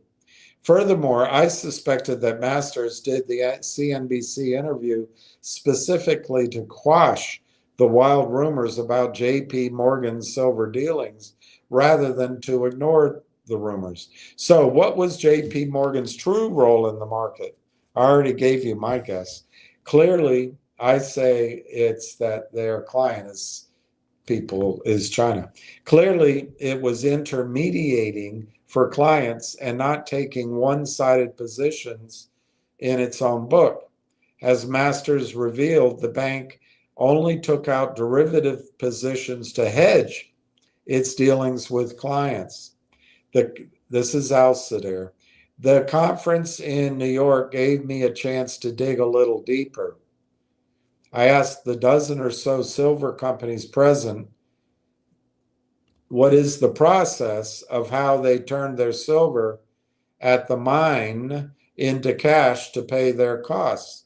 They all said the process started with an assessment of the silver doré's value by an assessor, usually from Glencore. Glencore. Who then arranged for payment and shipment to a refiner. None of the miners admitted they knew where the doré was being shipped. We can guess now, like a bad detective movie, that it's going to be China. None of the miners admitted they knew where the doré was shipped to for refining. It was no longer their concern. But the common assumption was probably China. Glencore is a huge commodity trader acting for large mining corporations, as well as for smaller miners. They obviously work with a major bank on the payment side, which is where JP Morgan would come into the picture. As soon as the doré was shipped, the cash flow hungry miner would be paid on the assessor's valuation by JP Morgan.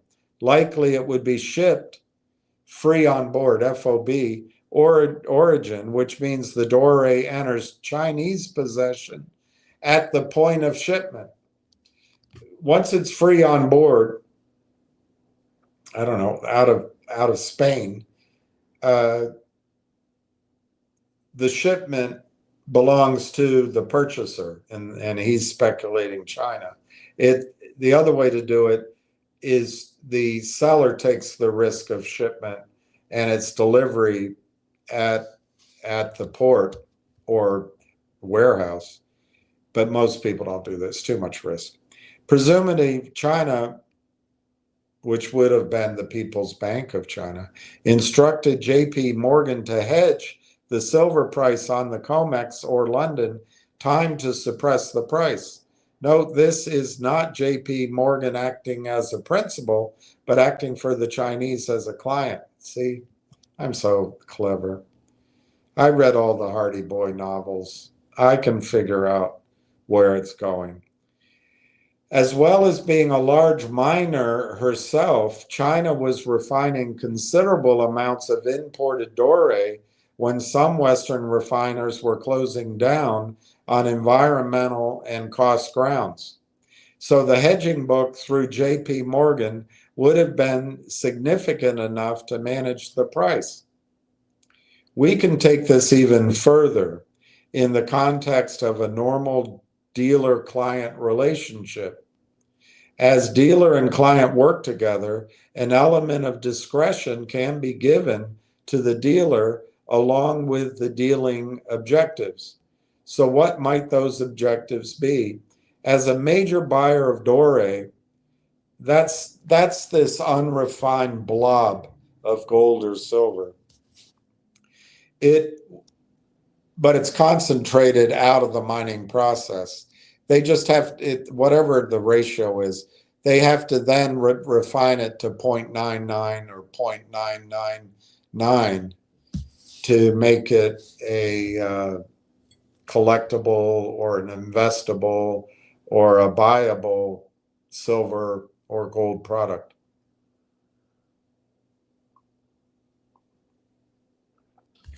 As a major buyer of doré, it would have been in China's interest to keep the price as low as possible, and shorting derivatives would have been the means for China to accumulate substantial silver reserves for monetary purposes, which she had already done with gold.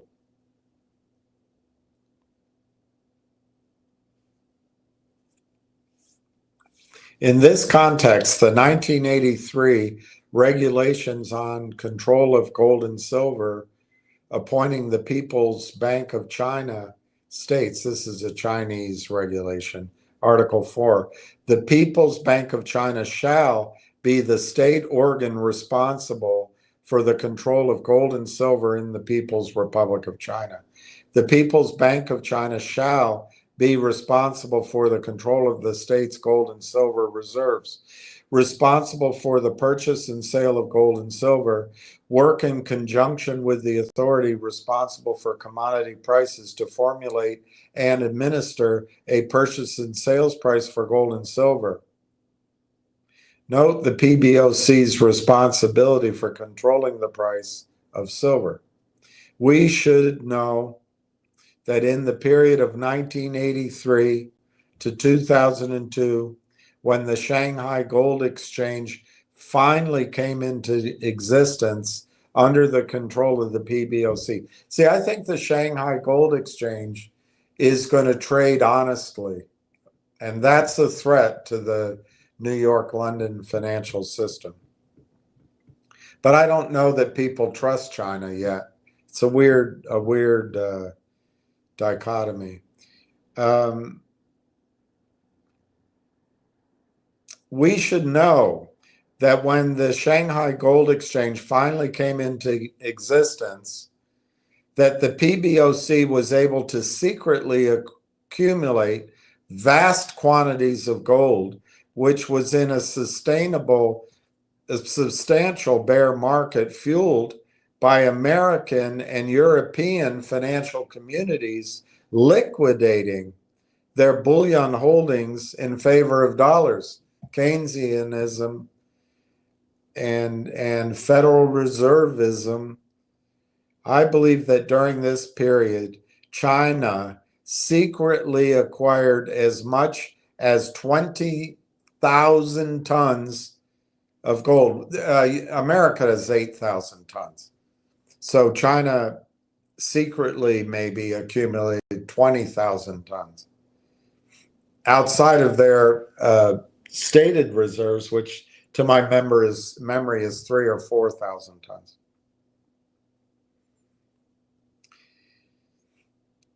These easy conditions for accumulating gold were not generally true for stockpiling silver in the far larger quantities required, reflected in the price relationship between the two metals. The PBOC had to use different tactics. The practical way to accumulate massive quantities of silver was to become the world's refiner and manage the price. In other words, keep it suppressed, the price of silver suppressed by selling as a covered bear in the paper markets. Blythe Masters had no need to lie about J.P. Morgan's role. Between Glencore and China, J.P. Morgan would be central to achieving the outcome China desired. There is another aspect to this puzzle rarely mentioned.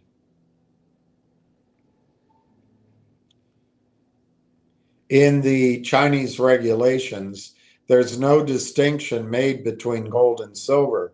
For the purpose of the Chinese regulations, silver is as much money as gold, which will come around in the West. It'll come. A reserve to be controlled by the central bank as a general backing, in this case for the yuan. Which one? Well, the Chinese one. It should be remembered that China was on a silver standard as recently as 1935.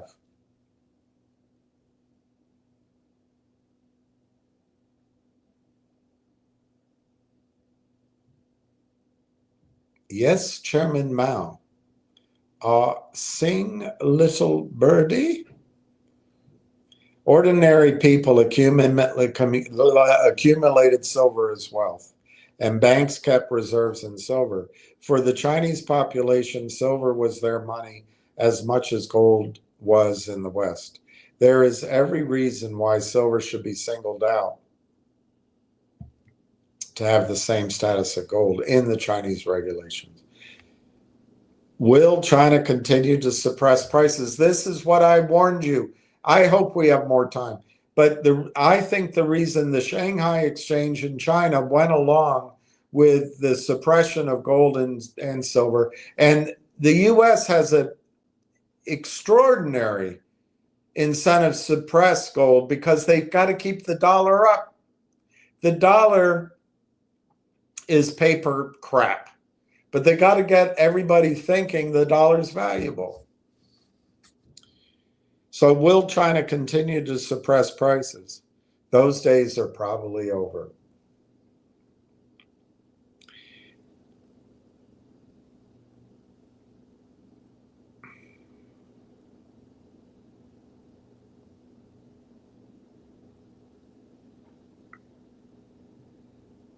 I'll leave the rest because it's 3:30. But you get the point. All right, the bid is 51, 51.01. The volume's 302, no volume change. And the ask is 52.6. The high on the day is 51. Right now, the stock is last trade 51.14. We're up 9.3%. The last trade was 599 shares at 51.14. Mountain's up 11 cents at 11.89. Energy Vault is up 23 cents at 2.26. Cosmopolitan is up 12.5 cents at 96.52. Quantum, I already told you, I guess, is up $1 at 17.05. And GDC is up $1.44 at 7.86. It's up 22%. Railtown, which is the only place to be. Railtown is the one stock to have when you're having more than one. Railtown. 51.14, so it's up 0.0435. It's up 9.3%. 302 on the volume. So it looks like you have half an hour today to buy the stock. My guess is you're going to have Monday too, and Tuesday, with my luck. But I don't know if you'll have much beyond Wednesday or Thursday of next week. But I've been saying that for so long that I don't blame you for thinking you have more time. I just think we're coming to the end. How long can the lawyers actually take? 51.01 by 52.6, 31,000 by 11,000. The volume is 302.96. All right, so he finishes this article. Will China continue to suppress prices in gold and silver? Those days are probably over. And it's not so much they're suppressing them in the gold case. It might just be going along with it. Almost certainly, China has accumulated substantial silver reserves, more than enough for a supporting monetary role to gold. The state's monetary silver reserves are likely to be segregated from industrial production, which has become an uncontrollable source of demand. Clearly, the PBOC understands the role of monetary metals, which is ultimately to secure the value of credit. They know that gold and silver values are generally stable and that it is credit that declines. Paper money is credit. Everything, if you listen to Alistair, everything is credit except for gold and silver and maybe platinum and palladium. And oil and gas and water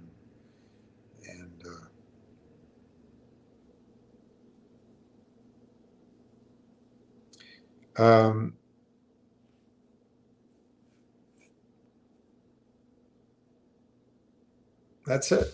He goes on to say that they clearly are selling dollars.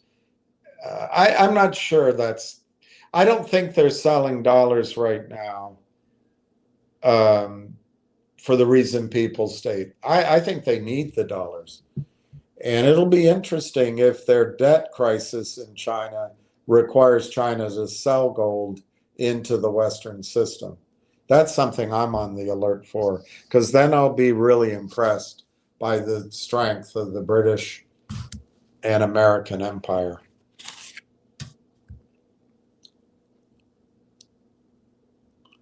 Holy cow, Batman. Railtown is up. Yeah, let's go back to it.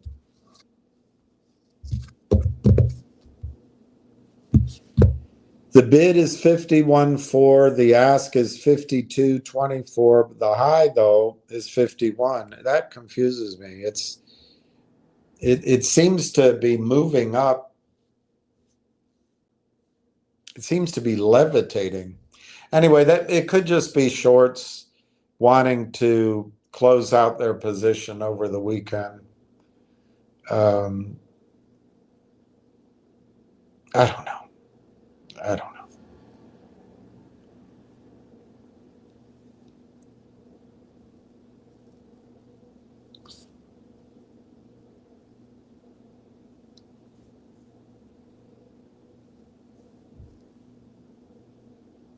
I don't know. So it's 51.4 to 52.6.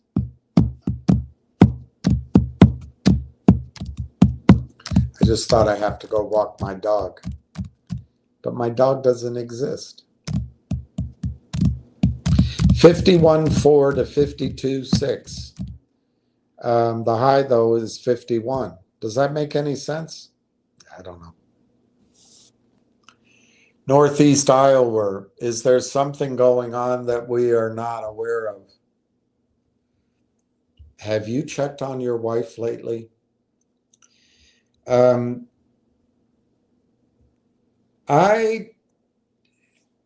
think we're aware of everything. We know that they they announced an agreement and signed an MOU for Railtown AI Technologies to buy AI Partnership Corp, Network Corp, on February 11th of this year. We know that the attorneys have been working to bring this to a final. In the press release, it said a letter of intent. I think we can assume they're beyond a letter of intent phase, and they're just going to bring it to a final document. So we know all that. The question is, when will the attorneys finish it? And Northeast Iowa, as I've admitted, I thought it would be in June, mainly because that was the end of the second quarter, end of the first half of the year. I was wrong. And then I thought it would be in July, because how long could it take? I really didn't expect anything in August. It was painful to go through August. But, I really, bottom line, believed that the combination of wealthy people, bankers, particularly female, but most attorneys, and it's not fair to blame it on the female attorneys. It's just what I've witnessed in when I work. Anyway, it doesn't matter. It doesn't mean it happened that way. But married attorneys too, married attorneys with kids, doesn't matter, male or female, they're all going to take vacation. I'm sorry. So I just figured it wasn't going to happen.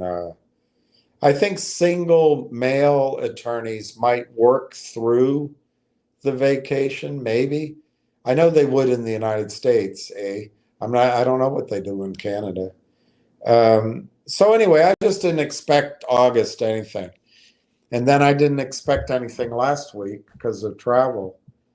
But I thought it would happen this week or next. And so I'm kind of disappointed it isn't this week. But I don't think it's so hard, Northeast Iowa, for other people to anticipate that this documentation is going to get finalized this week or next week. And in that train of thought, maybe what's going on here is the shorts just don't want to be short. Some of the shorts, anyway, just don't want to be short over the weekend. I don't know. But you're right. Maybe something's going on.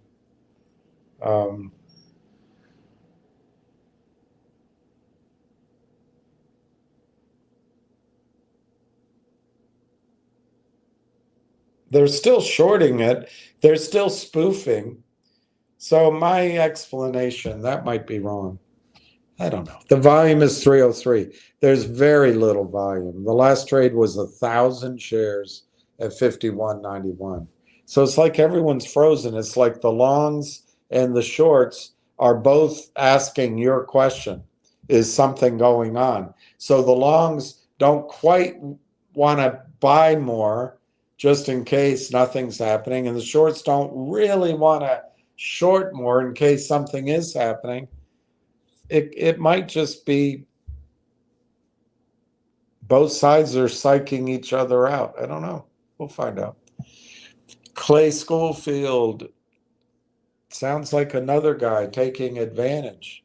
Wow, that's a gigantic position, Clay.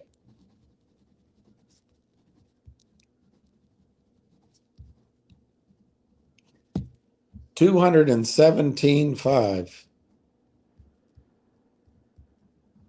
You know, my goal, Clay, and I think it's going to happen for you, particularly since you have a strong position.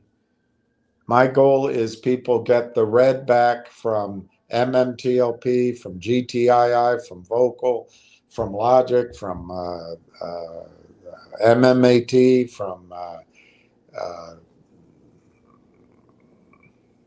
I don't know, other ones. They get all that red back. And I hope, and I intend to, we'll go, if there's ever any news, we'll go through it. And if there's follow-on news, we'll go through that as well. And we'll start seeing what's a reasonable target, you know, an 80% target that's reasonable, or a 65% to 80% target. And hopefully people won't just go, wow, I got my money back, I'm getting out. I mean, that's rational, it's human life.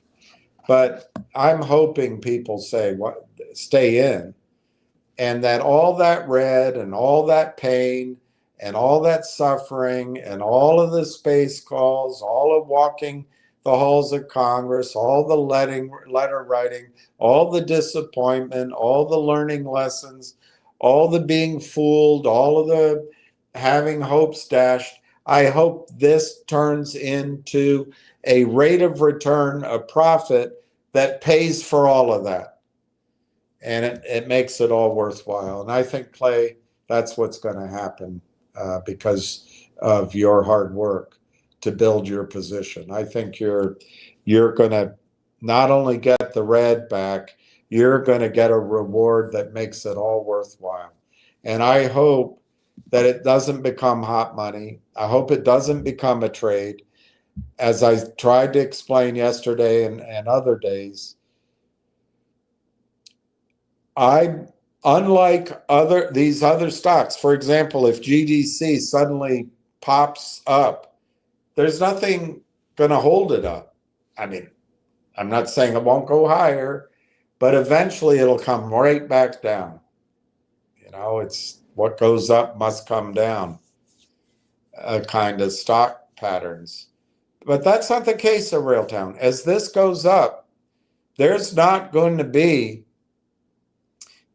leaving out the scenario where there's a squeeze, and I hope to heck there's no short squeeze. We'll address that if it happens. But leaving that out, Railtown's going to go up and stay up. Now, I'm not saying it's going to go in a straight line. Don't misinterpret me. I'm not saying you're just never going to see down days or down weeks or down months. I'm not saying that. But I'm saying as Railtown seeks a new level, for example, I expect it to go 5, 6, 7. Well, that's going to be the new level. Now, it could go to 7 and pull back to 450 or 375 and then go back up. You can't predict exactly what happens. But instead of 50 cents being the level, let's say $758 becomes the level. And then And by the way, there could be other levels in between. I'm just painting a picture. But then at 8, it could get up to the teens. And then $15 is the new level. And as it goes up, and as investors come in, and as institutional buying takes stock out of the public market and essentially takes it off the market, because they're going to place it in their portfolios for the long run, I think the stock stair steps higher. And I do not, at this point at least, I don't see any risk that the stock goes up and plummets back down. So I would hope people see no urgency to sell. But secondly, I think Railtown, like many AI companies who have already been purchased, Railtown fits the pattern or the model or the puzzle piece that the big boys and girls are going to buy Railtown, be it a Microsoft, a NVIDIA, an AMD, a Constellation Software, an Apple, a SoftBank, an Elon Musk subdivision. And if it's bought for stock, Clay, you can not only make back your red and get your green, you can get that step up in value that I think, I know it sounds right on the edge of Looney Tune,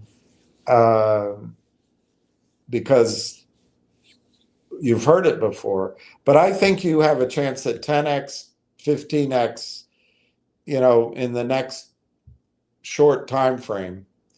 You can define short any way you want to. I don't know exactly. Is it a day, a week, a month, a quarter? I don't know. But in retrospect, it'll be a short period of time. I think you have 10x or 15x. But then thereafter, it's very hard to believe.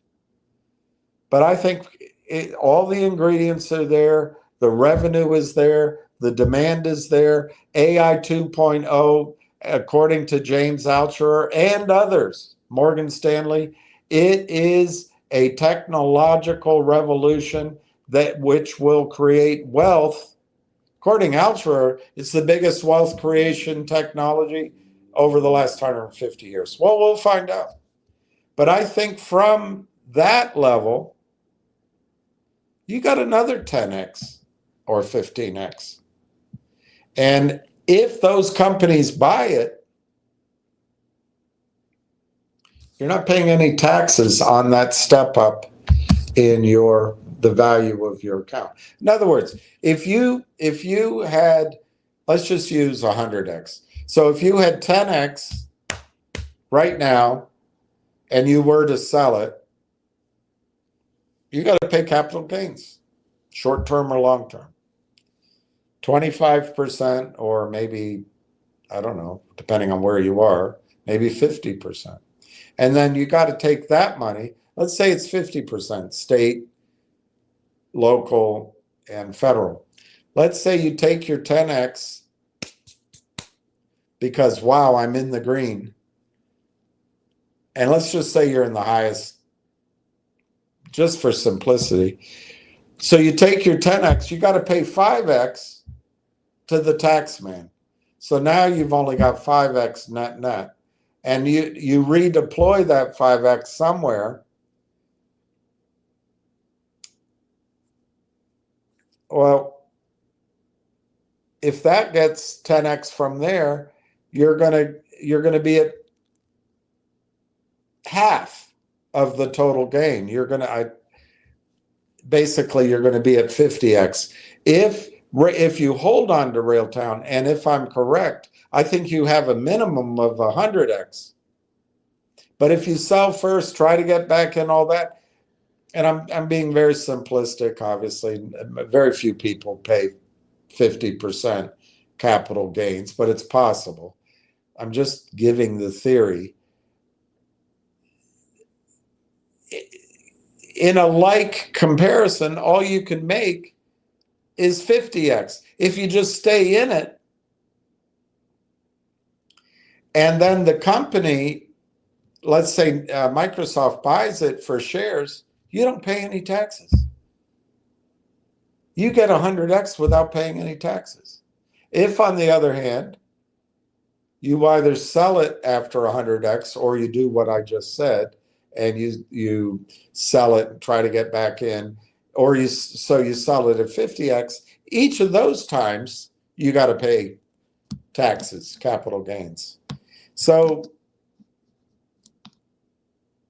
there's incentive to keep Railtown. We'll follow. You should never make the decision only for taxes, but we'll follow it. There's incentive to just ride this out and wait for, let's pick Microsoft to buy them out for stock. And then you don't pay any taxes until you sell Microsoft, but you may never sell Microsoft. You may just keep it. Who knows? What if Constellation Software bought it? Constellation Software just distributes cash, although they're changing that model, but they just print cash. All right, it's pretty exciting. All right, it's 10 minutes to go. It's boring as hell. I show volume of 103,000 now. Doesn't make any sense to me. The bid is 51,406,000. The ask is 52,59, 13,500. And like I say, the volume doesn't make any sense. The last trade is 51.14. That was 1,500 shares.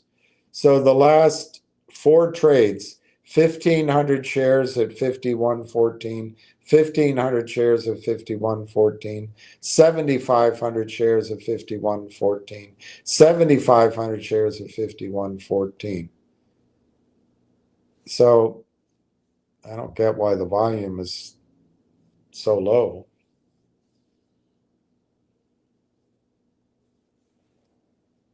So you've got 9 minutes to buy all you can.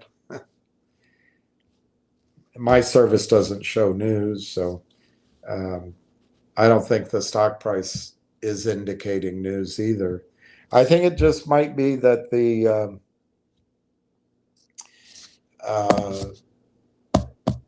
what do you call it? The shorts don't want to be short the stock over the weekend.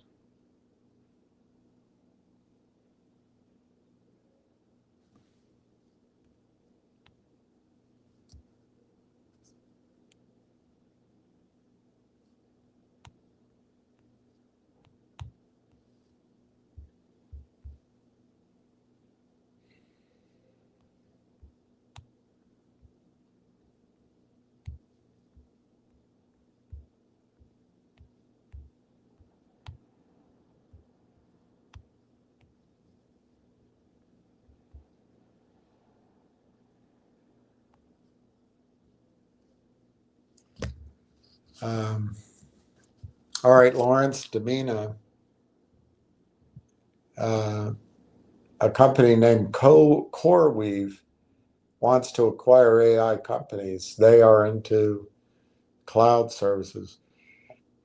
I've heard of CoreWeave. They could be a buyer. Ward Richardson Developers. Yeah. Justin Babish. If there are 165 companies in the AI partners and the average approval from regulators is 30 days, can it take 165 months for approval of the overall acquisition? No. You've got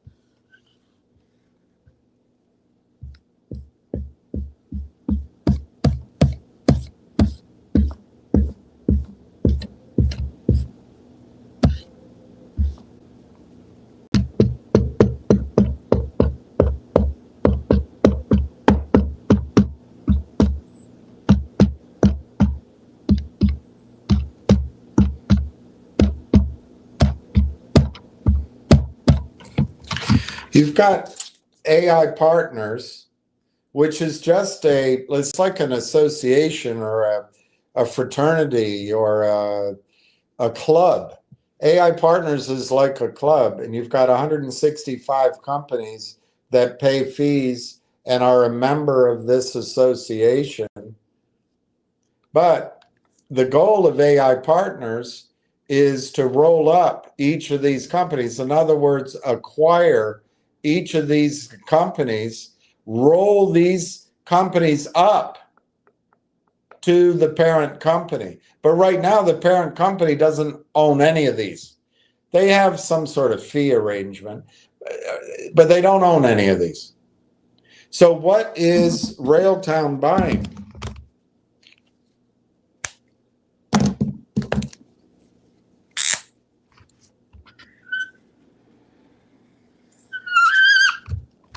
Railtown's just buying AI Partners. Railtown isn't buying any of these in this transaction. They're not. The transaction is Railtown is acquiring AI Partners, AIP Partners. It's not any of this. So no, the delay, your question wouldn't happen. Now, when they buy AI Partners, they're buying the business plan, and the business plan is to roll up each of these companies. And are you saying, will the AIP roll up of these companies be one company per month? No, there's no. It may be true how you're putting it, that you need approval of 30 days. I'm not sure it's always 30 days, but let's accept that. They can buy more than one at a time.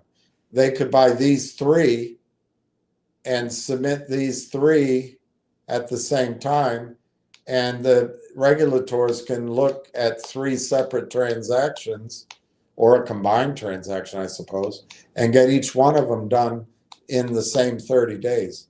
So no, I wouldn't be worried about your scenario that you describe. I wouldn't be worried about it at all.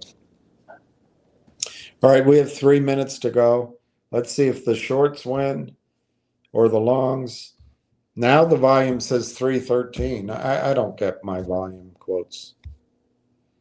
Last trade is 500 shares at 52.12. So you have 500 shares pricing the whole thing.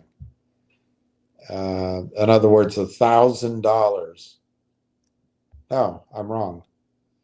500 shares, $1,250. Pricing everything. You have 51.4 by 52.59, 6,000 by 13,500. 51.4 by 52.59, 6,000 by 13,500.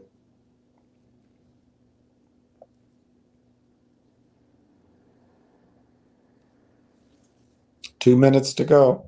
Let's see how the others are doing. GDC is $8, $8.09. It is up 26%, up 168 at $8.10, and it seems to be accelerating. The volume is 666. Quantum is up $1.24. Mountain's up 25. Energy Vault is up 25 at 228, and Railtown is up 5 cents at 52.1. Maybe there's just collectively shorts don't want to be long over this weekend. I don't know. Is it the end of the month? No. I still show 313,960. It's 51.4 by 52.59. And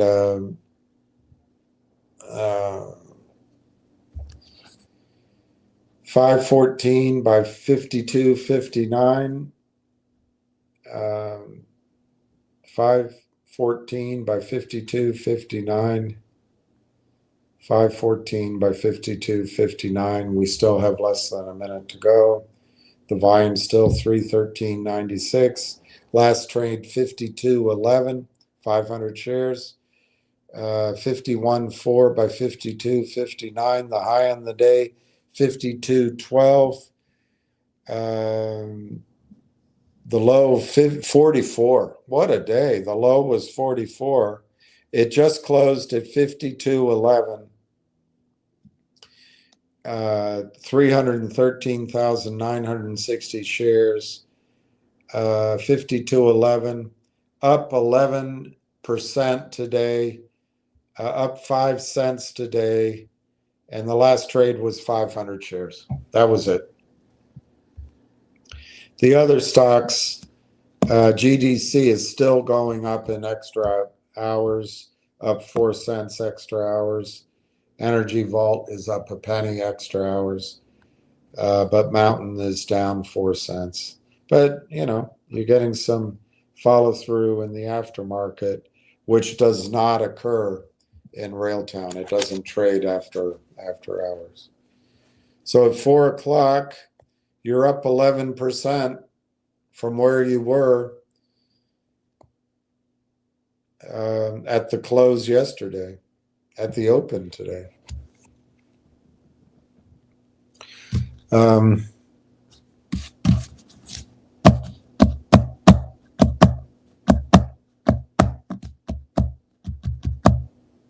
don't know what else to talk about.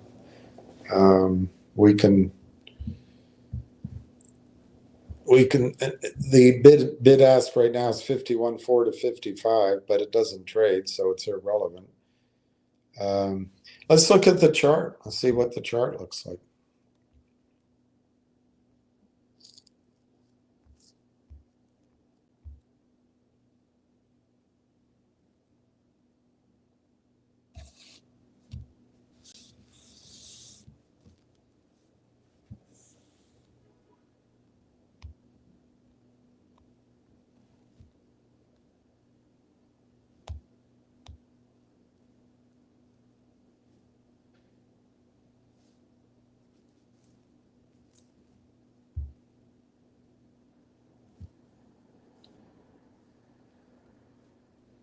I don't know.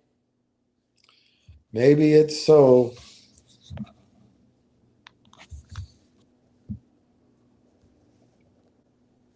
Let me see if my little pen.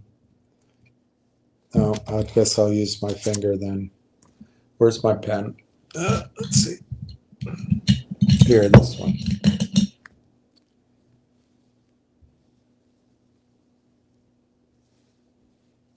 It's not a very good design.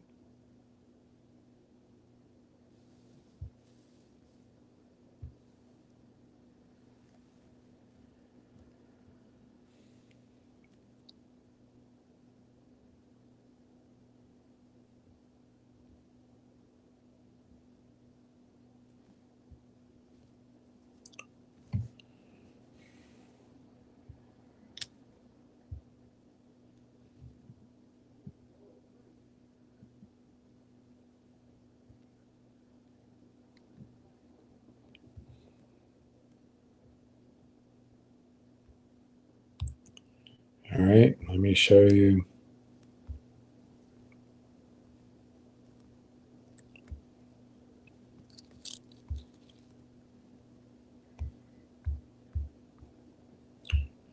How do I do it? Boom. Okay. All right. My drawing is very, fat finger, but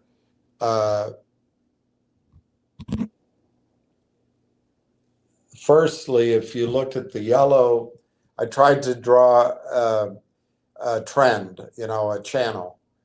And if you look at the yellow, and obviously you can draw it better if you had a pen and ruler, but the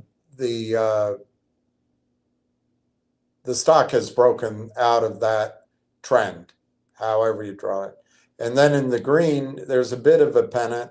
I did a crappy job of being precise, but you can draw, there's a different triangle you could draw too. But this is one of them. It doesn't matter. Either one you draw, the stock is broken out. So I think it's really a positive for price action next week. Now, I think that's the 50-day, but let me see. Let me see what, oh gosh. Yeah, that's the 50-day moving average. There in blue. You see it right there in blue? If it broke through that 50-day moving average next week, I think the stock will go back to 68 cents. And if it gets through 68, 70, 72 cents, personally, I think it goes to $1.25. I don't think it stops at 1. But we'll see.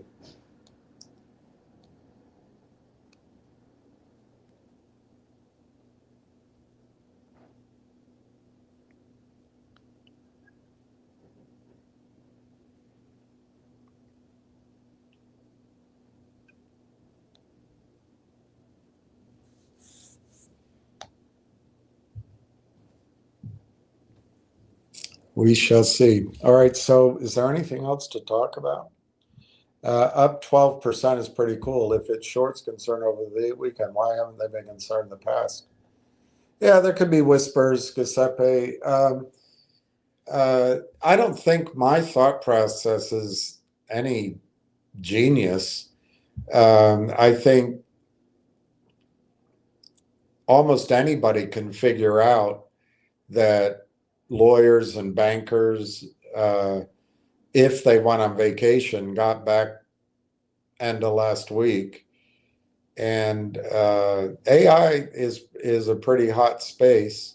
So I don't think it's beyond belief that they might be more keenly worried about the risk now and next weekend than they were over the August weekend. So I don't know. I don't know.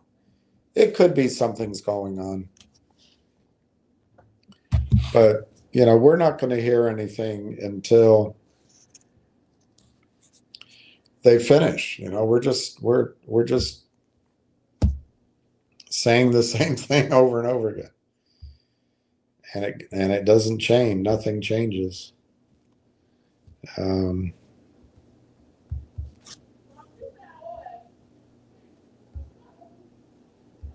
But, you know, in a way, I kind of predicted that as well. The lawyers could do work over the weekend and get paid for it. So why get anything done by today? I don't know. I might be being too mean to the attorneys.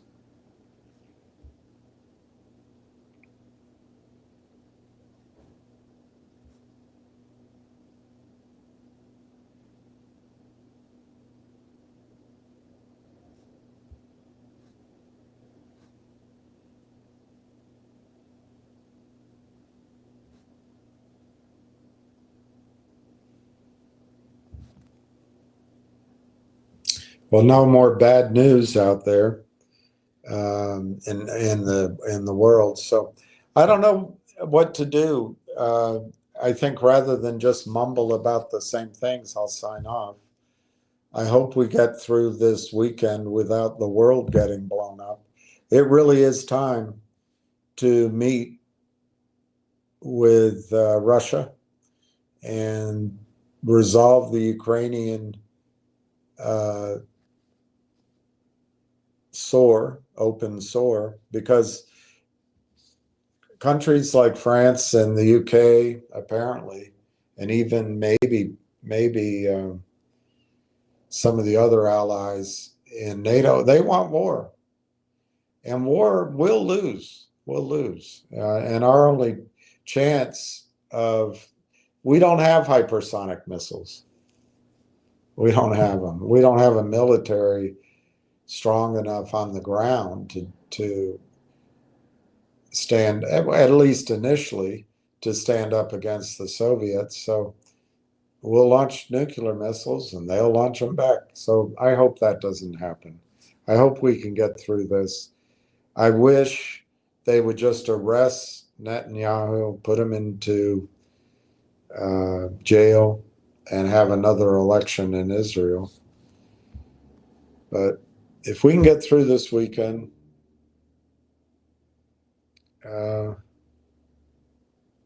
without World War III, next week might be our week in Railtown.